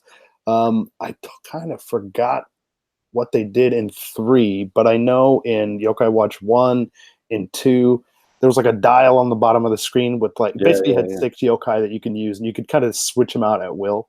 But I remember that. And you know, then again, it's kind of more turn-based. There's a lot of stuff that you have to do on the touch screen to get like attacks off and stuff. But this time around, it's very action-based. There's a lot more action stuff to it, and you could only take 3 of your yokai into a battle at a time, 3 or less. And then this time as well, you can actually use the human character to also battle the yokai. You're just punching fools, right? Like Kent or Keita, the kid, he just had like this magic hammer that just he would swing his arm and this hammer would kind of just appear and like whack stuff. It's like that's kind of weird. Let me fucking hit Pikachu with a hammer next game. Yeah, right. So yeah, that was interesting, and it seems. Yeah, and well, he also has this ability to basically kind of suck out like MP points from like yokai and stuff. Your yokai, they can do usually some kind of a physical like melee attack, and then they usually have the ability to do some kind of like ranged or somewhat just a little bit of a different kind of an attack. And after you build up some kind of a gauge, you can get like some kind of a special, and if you press like buttons in a certain sequence or at the right time, you can get like a powerful hit on your opponents and stuff. It's kind of like Kingdom Hearts, isn't it? Very action RPG kind of thing. Yeah. And Yeah, I mean, everybody's leveling up this time. Of course, the yokai, but actually, your main human character levels up here as well. Yeah, like I said, I am. Are you in Japan or in America Land or whatever it's called? I'm not going to spoil the story, but as far as actually, I guess it would depend on where it was released, right? The first 2 hours of the story. Yeah, please don't spoil the first tiny bit that you played. Yeah, no, but it's based in Japan, at least the first parts of the game and stuff. There are multiple characters that you're able to play as. I know that Yokai Watch 3 introduced like this kind of a mechanic where you start off as Keita, the boy, Nate, I think in the English version, and then you went to like this other girl, and you were just kind of like playing these different storylines. She was in Japan or whatever they said, what it was in in the Western Los Angeles. I think they said upstate is how they got around that, which is weird. Hicksville. Yeah, but I think in this game, I forgot how many characters they said that were playable like this. Maybe like 4, maybe 5. Does it involve time travel? Because like the poster or the box kind of looks like people going through these portals, and it's like there are portals. There is time travel. It's even like in that first hour, it's just kind of like, what? Kind of like this anime is hell. Like, of course, basically the end game of Yokai Watch. Yes. There's a Yokai Watch movie on Netflix. I've watched a portion of it, and they're kind of like in the past, kind of like samurai time. And it wasn't Keita, it wasn't Nate, it was like another boy. I don't know, but Jibanyan was there. Yeah, I don't know. There was like like at the very first part of the game. I don't remember exactly what they were saying. It's been like a week and a half, but there was showing it looked like kind of like a long time ago, samurai period era or whatever, and you see like that, and then you see like yokai, and I was kind of like, what the hell is going on? There's like a samurai Jibanyan, there's a robot Jibanyan, there's all over the place. Yeah, but in terms of like combat and stuff like that, it's pretty fun. I'm enjoying that aspect of it. It's goofy. It's it's clearly aimed at kids, and that's fine. I had mentioned, I think in my impressions video or whatever in my article, I think I did a written article too, that the game, it looks really good. I mean, they really nailed it, because what they've been trying to do since the game came out on 3DS is basically try to make it so it's like an anime that you're like playing. And I mean, with the 3DS, obviously there was some, it's just the tech. You just couldn't get it to where you wanted it to be. But with a more powerful system like the Switch, it's definitely more of a possibility. But there are times whenever the frame rate kind of takes a little bit of a hit, and not like to the point where it's like Troll and I or like Monster Jam or whatever. Troll and I. There's a blast from the past. Holy shit! There are some bad games with some really bad frame rates. Do you think it looks better than what we've seen of Pokemon Sword and Shield? I think so. What does Cyrus think so? Yeah, I do agree. I think Yokai Watch graphically is fucking way better than Sword and Shield. Yeah, that's the thing. It seems like, I mean, like maybe like art direction and stuff. I think it's like that is better in like Yokai Watch. Pokemon just seems like they have a formula that they want to use for the games, and they stick to that. Whereas I'm thinking, why don't you just try to mimic the anime that this is kind of based off of and stuff like that? Right. Makes sense to me, but maybe I'm crazy. They should make an anime of Pokemon. It'd be good. They really should. Just cross our fingers and hope for the day. There you go. Yeah, I honestly don't know when it comes to Pokemon, because like you said, that they're doing it intentionally. Like every Pokemon game looks like a Pokemon game. Like you can almost tell them at a glance that you're looking at a Pokemon title. Yeah. And Nintendo Game Freak, they can do better, but they choose not to with Pokemon. Yeah. So. It's weird. And I mean, I will say I am kind of interested still in Let's Go Eevee, Let's Go Pikachu, or whatever. I think that this looks fun just because of the settings and stuff like that. Not because of the visuals. It's just really kind of simple, but it's safe. And they don't have to even worry about not being safe. Whereas I think level 5, if you think back to like Yokai Watch 2 days, I mean, that is like the height of Yokai Watch. Things were going crazy. The anime was like going bonkers. Merchandise was just starting to get sold. Movies were starting and stuff like that. They were at the top of their game. But Pokemon Go came around, and Yokai Watch just kind of just went down the crapper from then. And they really localized the shit out of those games, right? Like the second one, wasn't it called like Bony something and Fleshlight or something like that? Fleshlight, exactly. Fleshlights. Yeah. Nailed it. Crazy. Yeah, and those games came out so late in the West. So late. Like Right, Yokai Watch 3 just came out in North America in February. Right. Which, it came out in like 2016 or 17 here. Old. Yeah, exactly. But I'm hoping to play a little bit more of Yokai Watch 4. I was hoping to have had a hell of a lot more played and maybe even have a review up this week. That sure as hell isn't happening. Mario Maker time, boy. Yeah, but yes, I do have Mario Maker 2. I got 3 games in the span of like 2 weeks, or 1 week rather. You don't learn, do you, Danny? Nope. I like 3 massive games in the same week. It's fine. And 2, play none of them. Basically 2 back to back. Like one day, like last Thursday, I got this game we're going to talk about next, and then I got Mario Maker. But I'll talk about this next one not a long time, because I know a lot of people out there that are listening to the show, they just don't care. But that's okay. So, of course, I'm talking about the newest Power Pro baseball game from Konami on the Switch. Oh. Yeah. Doesn't actually- Ty own all of those copies of the game? Holy shit. Or was that a different game? I did find this US version of MLB Power Pros in Tokyo 3 or 4 months ago, and I got this for like 300 yen. I don't know why it was there, but for those of you that don't know anything about Power Pros, it's kind of like your little kind of round guys, but they don't have any legs. Yeah. Hey, check it out. I have a copy right here. Oh, that's right. I forgot. Oh, Ty. wait. I have 5 copies right here for reasons. Oh, man. Ty, do you want to explain yourself? No.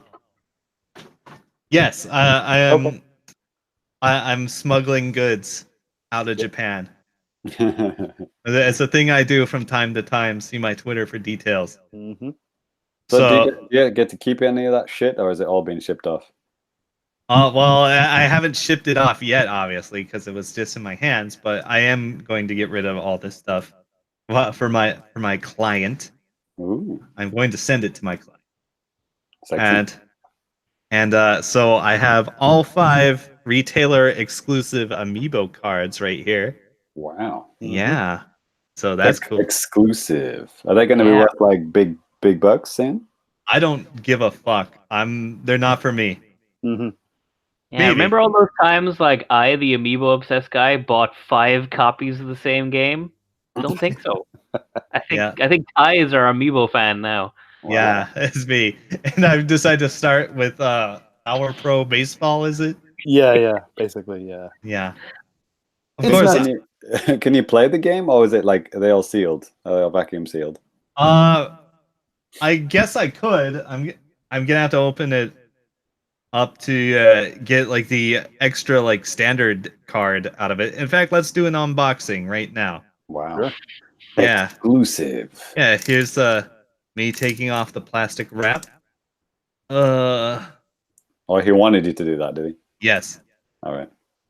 Notice how I assume it's a he. Right. Girls can't play baseball. They don't know what a baseball is. What's a baseball? Z. So inside we have let's see here. We have this weird little mini manual thing. Yep. And we got the Power Pro Kun amiibo card that comes with every copy of the game. Mm-hmm. Well, Yeah. physical copies at least. Yeah, physical copy. That's right. Yeah, and there's just like a little manual here, and the game card. That's it. Oh, a manual? Holy Yeah, shit. well, it's I have the physical version as well. It's basically kind of like a quick guide, kind of like what they had on like N64 games and Super Nintendo games back in the day here. Just like a little card, just like where you can refer to and see how to do some of the stuff in the game. What is the amiibo integration, Danny? You can get certain items and stuff like that because they're actually, the more you actually play this game like throughout the day and stuff like that, you get items, and these items can be used in a lot of different ways. But one of the places they can be used is in this new mode called Treasure Mode, where you have this team full of really scrub guys, and you're basically trying to build them up. It's like an RPG type of thing, and so I mean so that's kind of neat, and that's one of the reasons for some of these items and stuff like that you can get. But yes. All right, cool. So you actually are enjoying the game, Danny? Yeah, outside of amiibo support.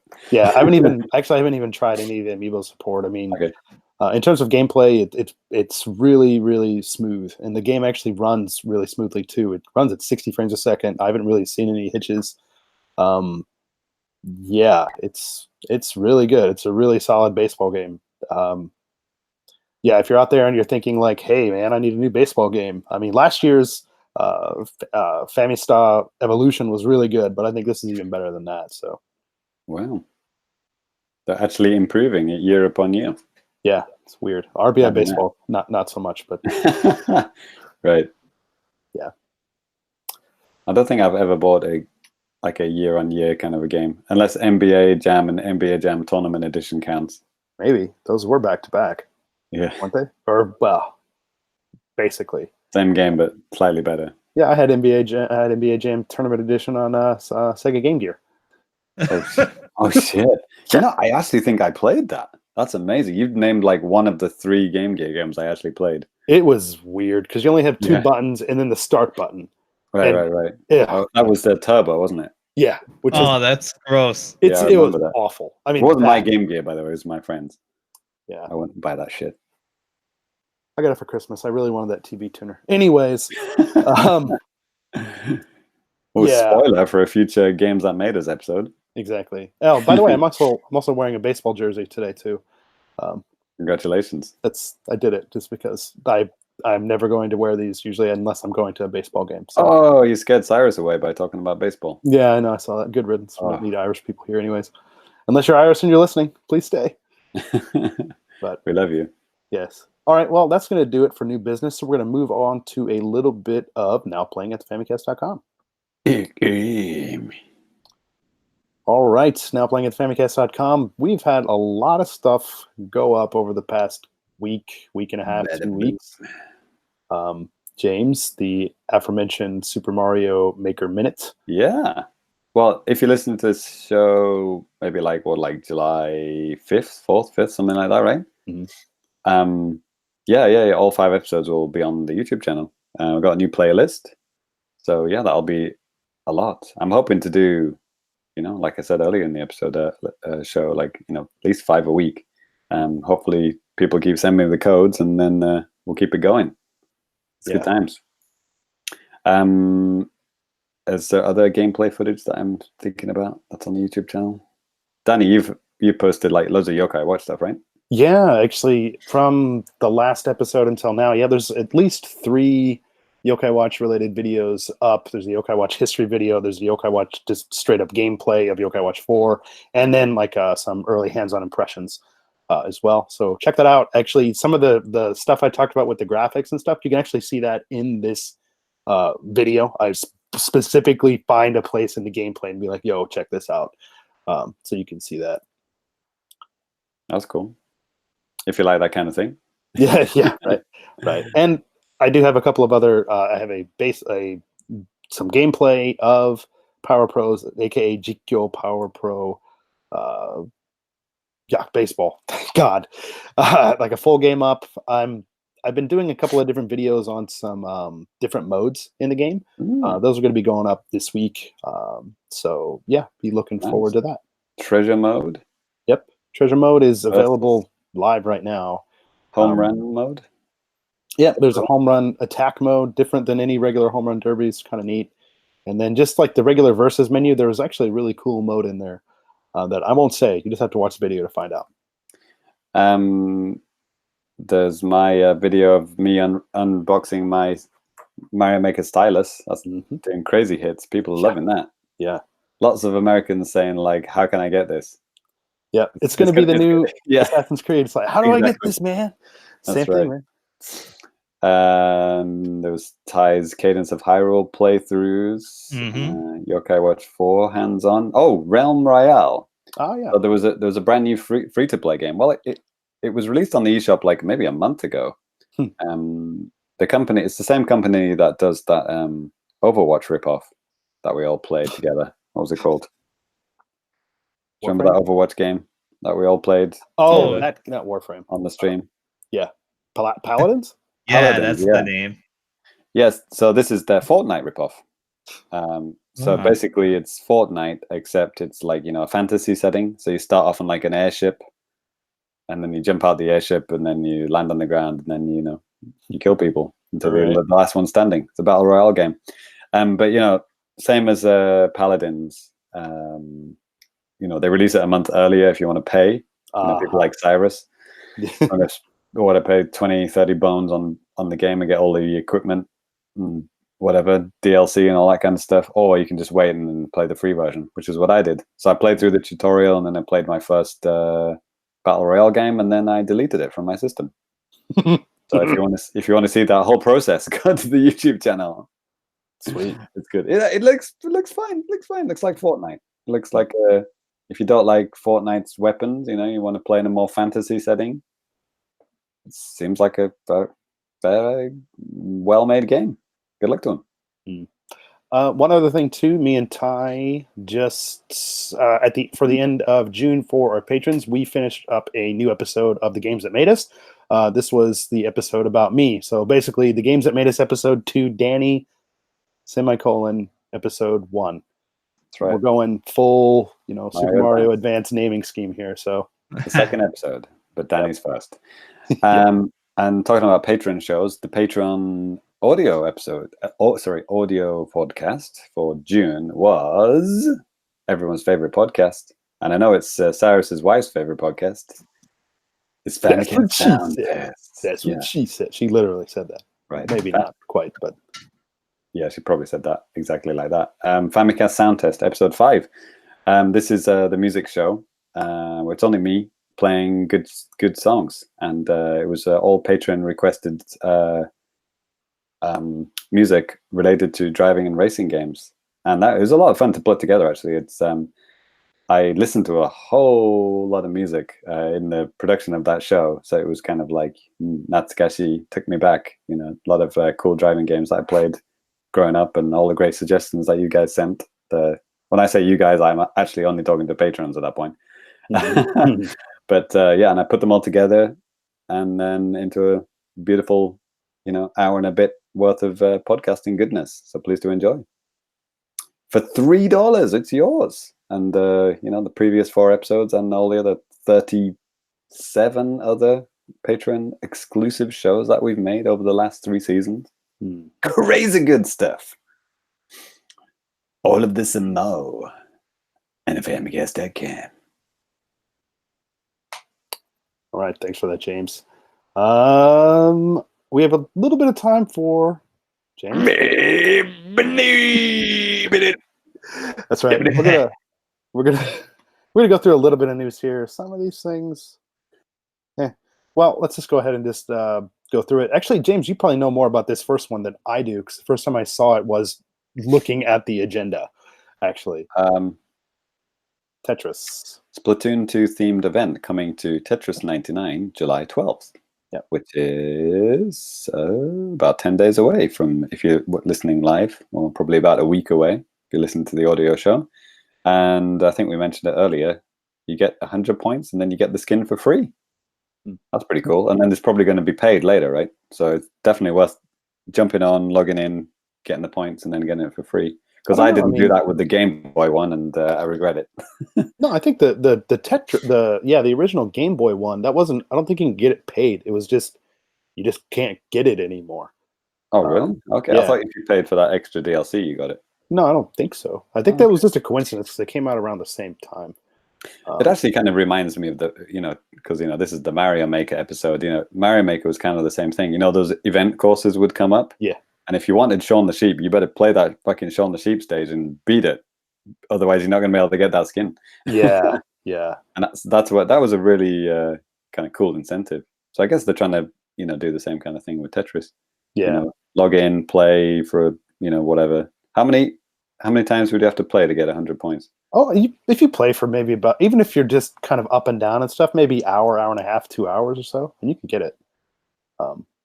Okay, so you're only getting like if you get like over 50th place, you get what, like 5 points or something? I forgot what the point scale is. It's not bad. I mean, you get like shit points if you're like between 80 to 100 or something.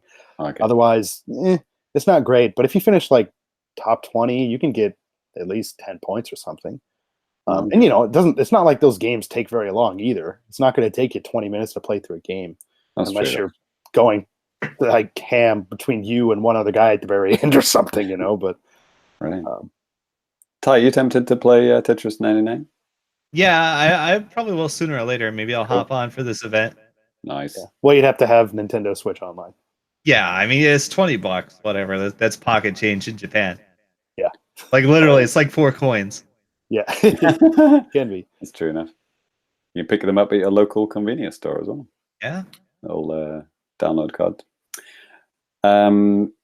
Next up, next game is a fighting game, so Ty should read this one. All right. Fighting game DLC. Oh yeah, noted fighting game Mario Tennis. Mm-hmm. Right, because it has a super meter, therefore it's a fighting game. Same thing. Right. So Dry Bones Bowser coming to Mario Tennis this month. Wow. Yeah. 10 points, if you know the Japanese name. Oh god. Didn't we have a trivia question about this before? I don't know, but let's have one now. What's Dry Bone Bowser in Japanese, Danny? Yeah, I don't know that. I don't know. It's Hone Koopa. Oh, I should have said it. I was gonna ask, is it just like Hone Koopa? I should open up the Wikipedia page too. Right. Oh man. Hone is bone. Yes. And I don't need Wikipedia to know that, bitch. Right. So when are they gonna come out with baby pink metal Waluigi? Soon. That's right.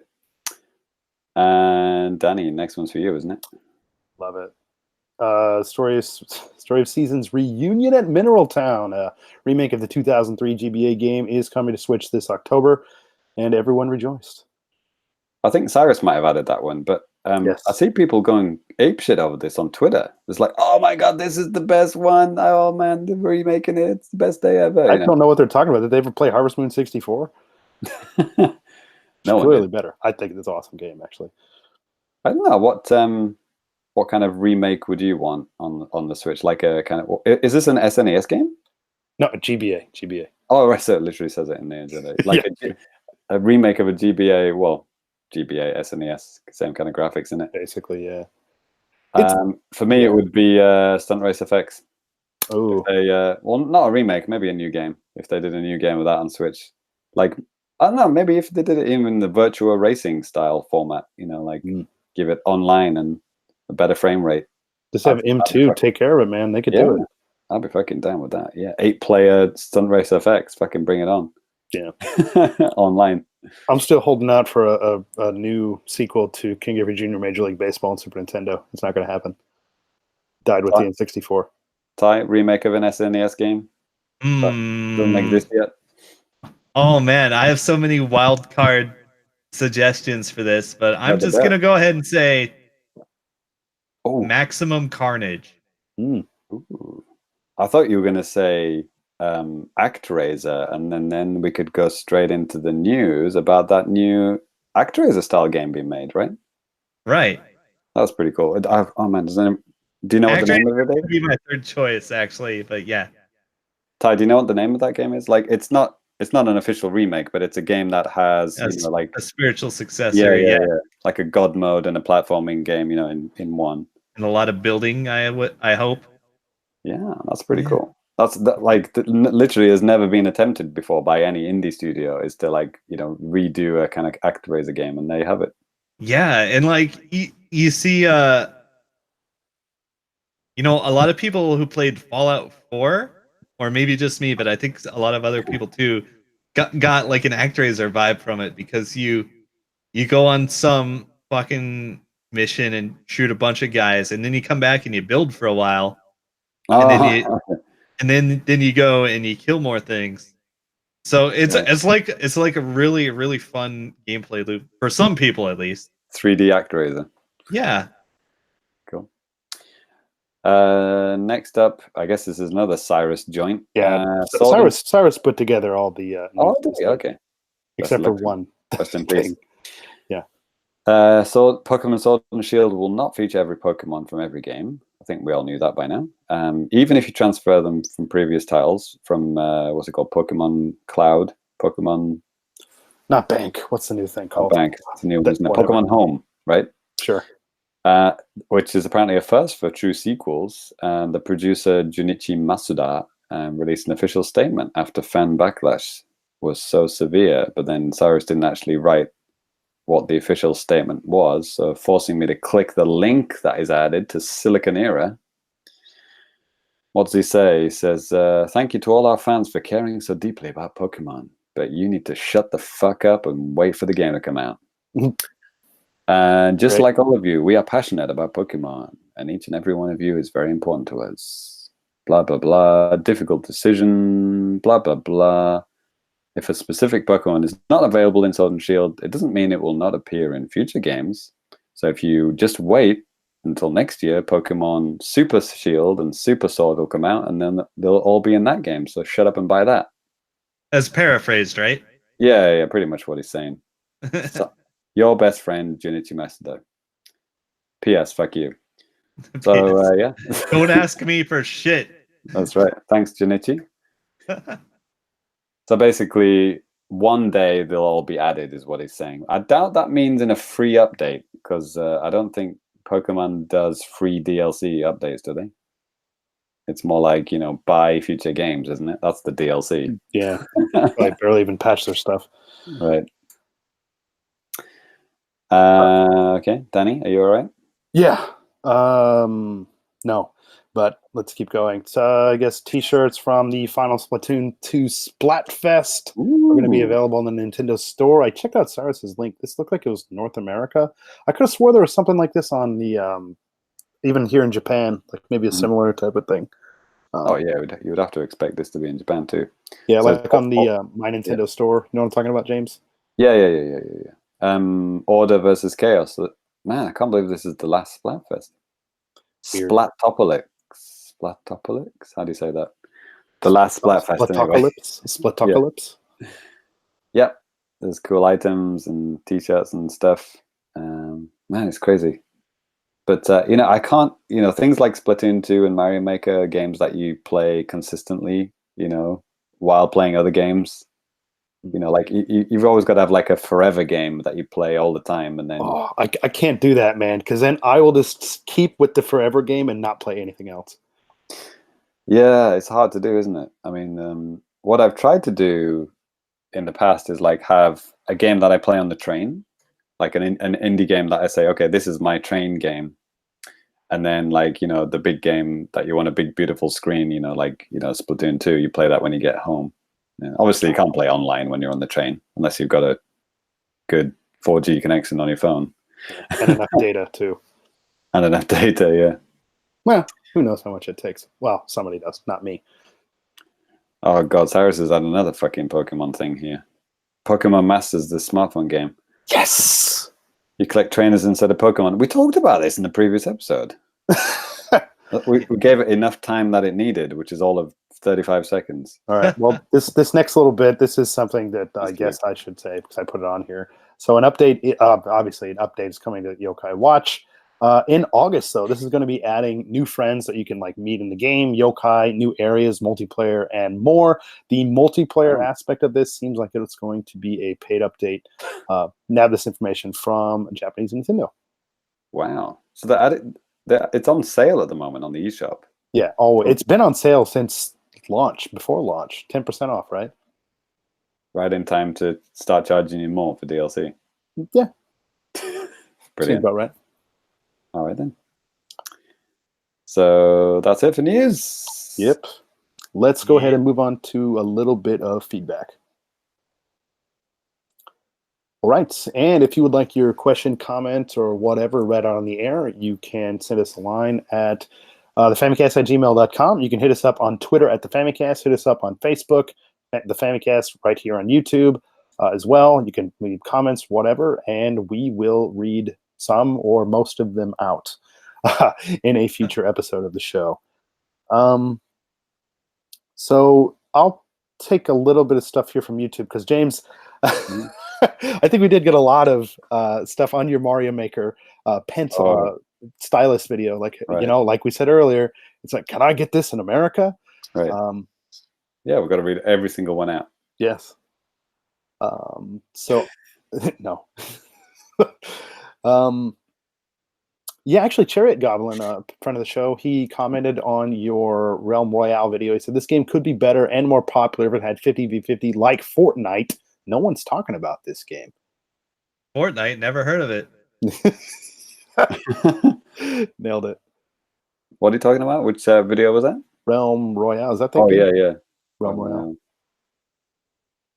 Yeah, somebody else also mentioned on the same video, this looks like you would get killed trying to move your character in the right position to get the prompt to pick up an item. Great. Yeah, I think it's like when you stand in front of a box, it didn't give me the prompt. You had to kind of like lean over it before it gave you the prompt to open it, which is a bit weird. Actually, this next comment, this comes from Defius, and this is on the Mario Maker pencil thing, a stylus thing. And I think this is actually kind of a legitimate question. It seems like an incredibly cheap stylus. I think Nintendo should have made a fiber tip one. Instead of one, they are 10 times better and they will last way longer. Does a stylus for Mario Maker feel cheap? Does it feel janky? The stylus? It's got a good weight to it. It feels like a, I don't know what material this is actually. It's not maybe metal, but no, it feels like a good, well-made thing. But it does have like the squidgy end is a bit weird. It does feel a bit cheap. Maybe there are other ones with a kind of a firmer end to it that doesn't feel as kind of squidgy. But yeah, watch the video. Yeah, see a demonstration of it in action. Yeah, I have the stylus too. I just haven't opened it up yet. Okay. Right. Yep. Oh God. No, not gonna talk about that. Not safe for work. Has anyone been able to play Assassin's Creed outside of Japan? Oh God. But this guy was asking. Okay, no, we're not gonna give it the light of day. Actually, you know, with the baseball stuff, there are a few people out there that like it. There's a guy out there. His name's Jammin' Samurai. We've been talking a lot about this just via the comments and stuff like that. So rest assured, if there's a video that we have on the channel or anything like that, if you leave a comment or something like that, one of us will get back to you about it. We do have of course, we can't, it's not going to be a Famicast without a comment from Russ Greeno. Hey. Russ had a good one on one of James's Mario Maker Minute videos, and he says, hey, great idea for a submission show. Yeah, he also reminded me on Twitter that he actually had Mario Maker 1 on the Wii U. And he reminded me of his stage that he made, which was called, I think it was called literally like the world's most boring stage or something like that. Basically, he just did like a full line across the whole of the available map, and then did it all the way back and all the way back, just zigzag like that. So he just forced Mario to just walk for literally like 20 minutes back and forth till he reached the stage at the end, and that was it. That was the only stage he ever made. Wow, the most trolling-y, most boring stage ever. Sweet. So yeah, good times. Thanks for reminding me about that, Russ. Yes. And one other comment from James Cornwell. It's again with the Mario Maker video. He says, hey, appreciate the vid. My Canadian salt is alleviated. Nothing more than a neat keepsake, since my interest is in an actual utility and making levels very quickly in tablet mode. The style is obviously garbage, or maybe. There's already like a little bit of a heat in the comments for that video as well. Yeah. Steve O'Booth said that sadly US does not get it. And then a random name 107 says, well, we have staples or the Best Buy. You get desperate. You buy 3 for $5. Yeah, I saw that too. Yeah. James, do we got anything going on Twitter? Yeah, it gets better actually in that conversation. Anyway, well, we've got a whole bunch of people giving the Mario Maker codes, like Simtendo. He's already been featured in an episode. Scott Thompson, at OK Soda on Twitter, he's given us one. Justin Berube, Ryan is Media, all those guys, thank you for your codes. They have already / will be episodes of Mario Maker Minute, so thank you for those. So yeah, actually this new guy, maybe it's one of Russ's friends, it's called Metali. I saw says, that. I've been listening to the Famicast more and more, and you just keep getting mentioned. I guess the answer is you're in like every show, mentioned in almost every show. Yeah, maybe we do mention Russ in every single show. Actually, yeah, I'm trying to think of the last time we didn't mention Russ. It might be actually Right. been a few years. Right. But yeah, Russ also just kind of, reiterating that he is actually a fan of this show, because he says that he tries to make a point to listen to the Famicast as soon as it's released. Us and another one called Video Games Hangover. Never heard of it. Russ also said he's kind of like the Brian Epstein of the Famicast. He's kind of like the 5th Famicast member. The only reason he's not on the show is that Japanese law dictates that only one British hyper-troll sarcastic guy can be on one podcast. I think that's all we can handle. The world can handle, really. Kind of true, really. So yeah. And patron and friend of the show, James Allen, Mr. Ferrari, he tweeted a picture of all the kind of goods that Nintendo UK kind of bundled with Mario Maker 2. In the UK, you get you get the stylus, of course, but you also get like a notepad and an actual pencil and a pencil sharpener and stuff like that. All kind of Mario Maker branded stuff. With my set, I was supposed to get an actual like lunchbox. Fucking lunchbox. Seriously, like a Japanese like bento style lunchbox. Yep. And I didn't even think about it until hours after I got home, and I was like, oh, whatever. So many damn lunchboxes at my house, anyways. Hell of a story. Thanks for sharing. Yes, I wanted to throw out a thank you to a new patron that we have, Mr. Fred Ribbits. Oh, Thank you very much for your support. I appreciate that. That's amazing. Yes. Yeah, Fred, you're going to get some exclusive merch sent to your way for being one of the new guys for season 3. Yep. And I think we've got maybe one more place left for that. If you want to get some random swag from either me or Ty. Oh, yeah. So, yeah. Hope you like anime figures. Yeah. And I believe Ryan went straight in with the $3 tier, right? Like the tier 2. So he's going to get all the good stuff. Yeah. All the good, the podcast. And you can go and you can listen to the games that made us immediately. Yeah. It's 2 episodes of that now. There's Oh, yeah. How many cumulative hours of Patreon exclusive podcast do we have? Redonkulous. Well, 38 audio shows times at least 1 hour of each, right? Yeah. Probably more. Some of them are like 3 hours, like the I was just gonna assume like 2 hours each on average. Yeah. I mean, we have 53 episodes on our regular, on this new feed and like all that stuff, and then we have almost the same amount.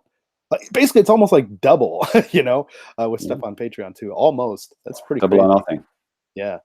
And also, too, just shout outs to the people hanging out in the chat. Adam and John Cario dropped by in here, too, and Lemonade, too. Thank you guys for dropping by. And John Cario, he's been on a maybe Famicast champion. Yeah, he's a good friend of mine. Yeah, I was surprised, like, oh, John Cario's here? What the heck?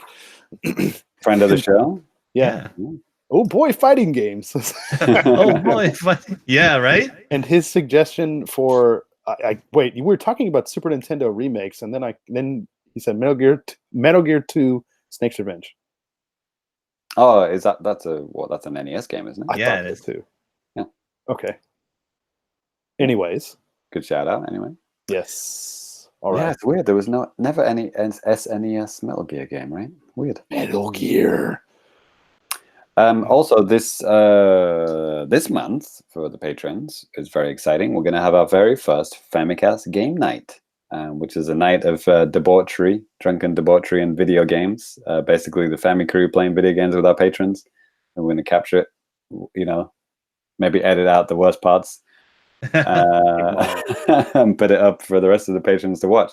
So if you can make it, be sure to join us. We're nailing down the date as we speak. We're going to try and get it at a day and a time that as many people can join as possible. And then, yeah, we're going to choose the games and then play whatever we want and just, hang out, chat, have fun, play games. It's going to be good times. Famicast Game Out, Episode 1, coming July 2019. Right? TBD, July 2019. Yeah. Danny's twatting around, he's off to places, isn't he? Yeah. What an asshole. I try to be. Really do. All right. Well, that's going to do it for the feedback. And actually, that's going to do it for the show. All right. Yeah. So thank you guys again so much for tuning in. If you're tuning in live, thank you so much for that. If you're tuning in after the fact, burn in hell. Thank you very much. If you want to follow us on Twitter, you can do that. If you want to follow Cyrus, who had to jump out of here early, you can follow him on. Yeah, right. Who? You can follow him at Cellsci. If you want to follow me, you can follow me at DannyBiv, DANNYBIV. James. At Family Complicated. I almost said at Mario Make a Minute, but I don't have that account. Maybe I should make it. Maybe it's too long. Maybe. Hashtag. Yeah, we'll start the hashtag anyway. Hashtag Mario Make a Minute. How's that? There it is. Nobody's used that hashtag, have they? Never. And Ty. Super Cat Drugs on Twitter. Check it out to find out about my amiibo card smuggling operation. Look forward to it. Right. Cool. Yeah, nobody's used it. Cool. That hashtag's mine, bitches. Also, spoiler alert. I don't know if you guys noticed. I changed my shirt in the middle of the show. Yeah, I noticed. Okay.